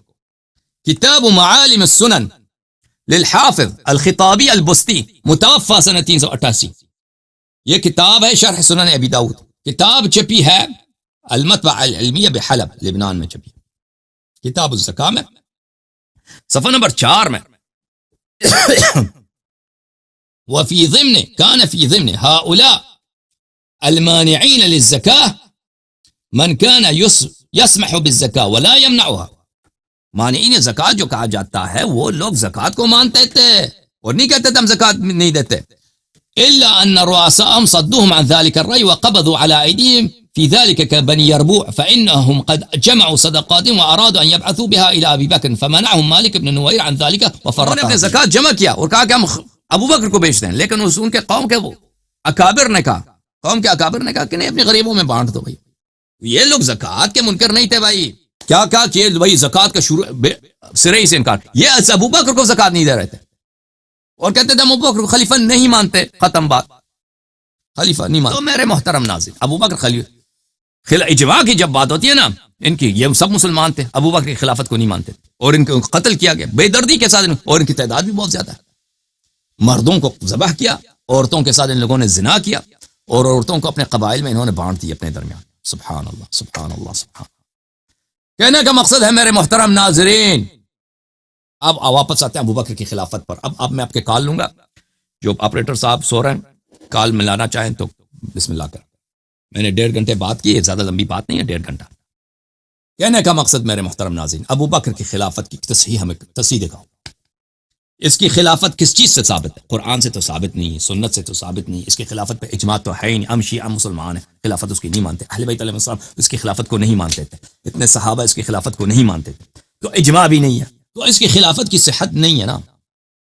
شریعت میں اس کی کوئی توجیہ نہیں ہے، کوئی جسٹیفیکیشن نہیں ہے. ومن لم يحكم بما انزل الله فاولئك هم الكافرون.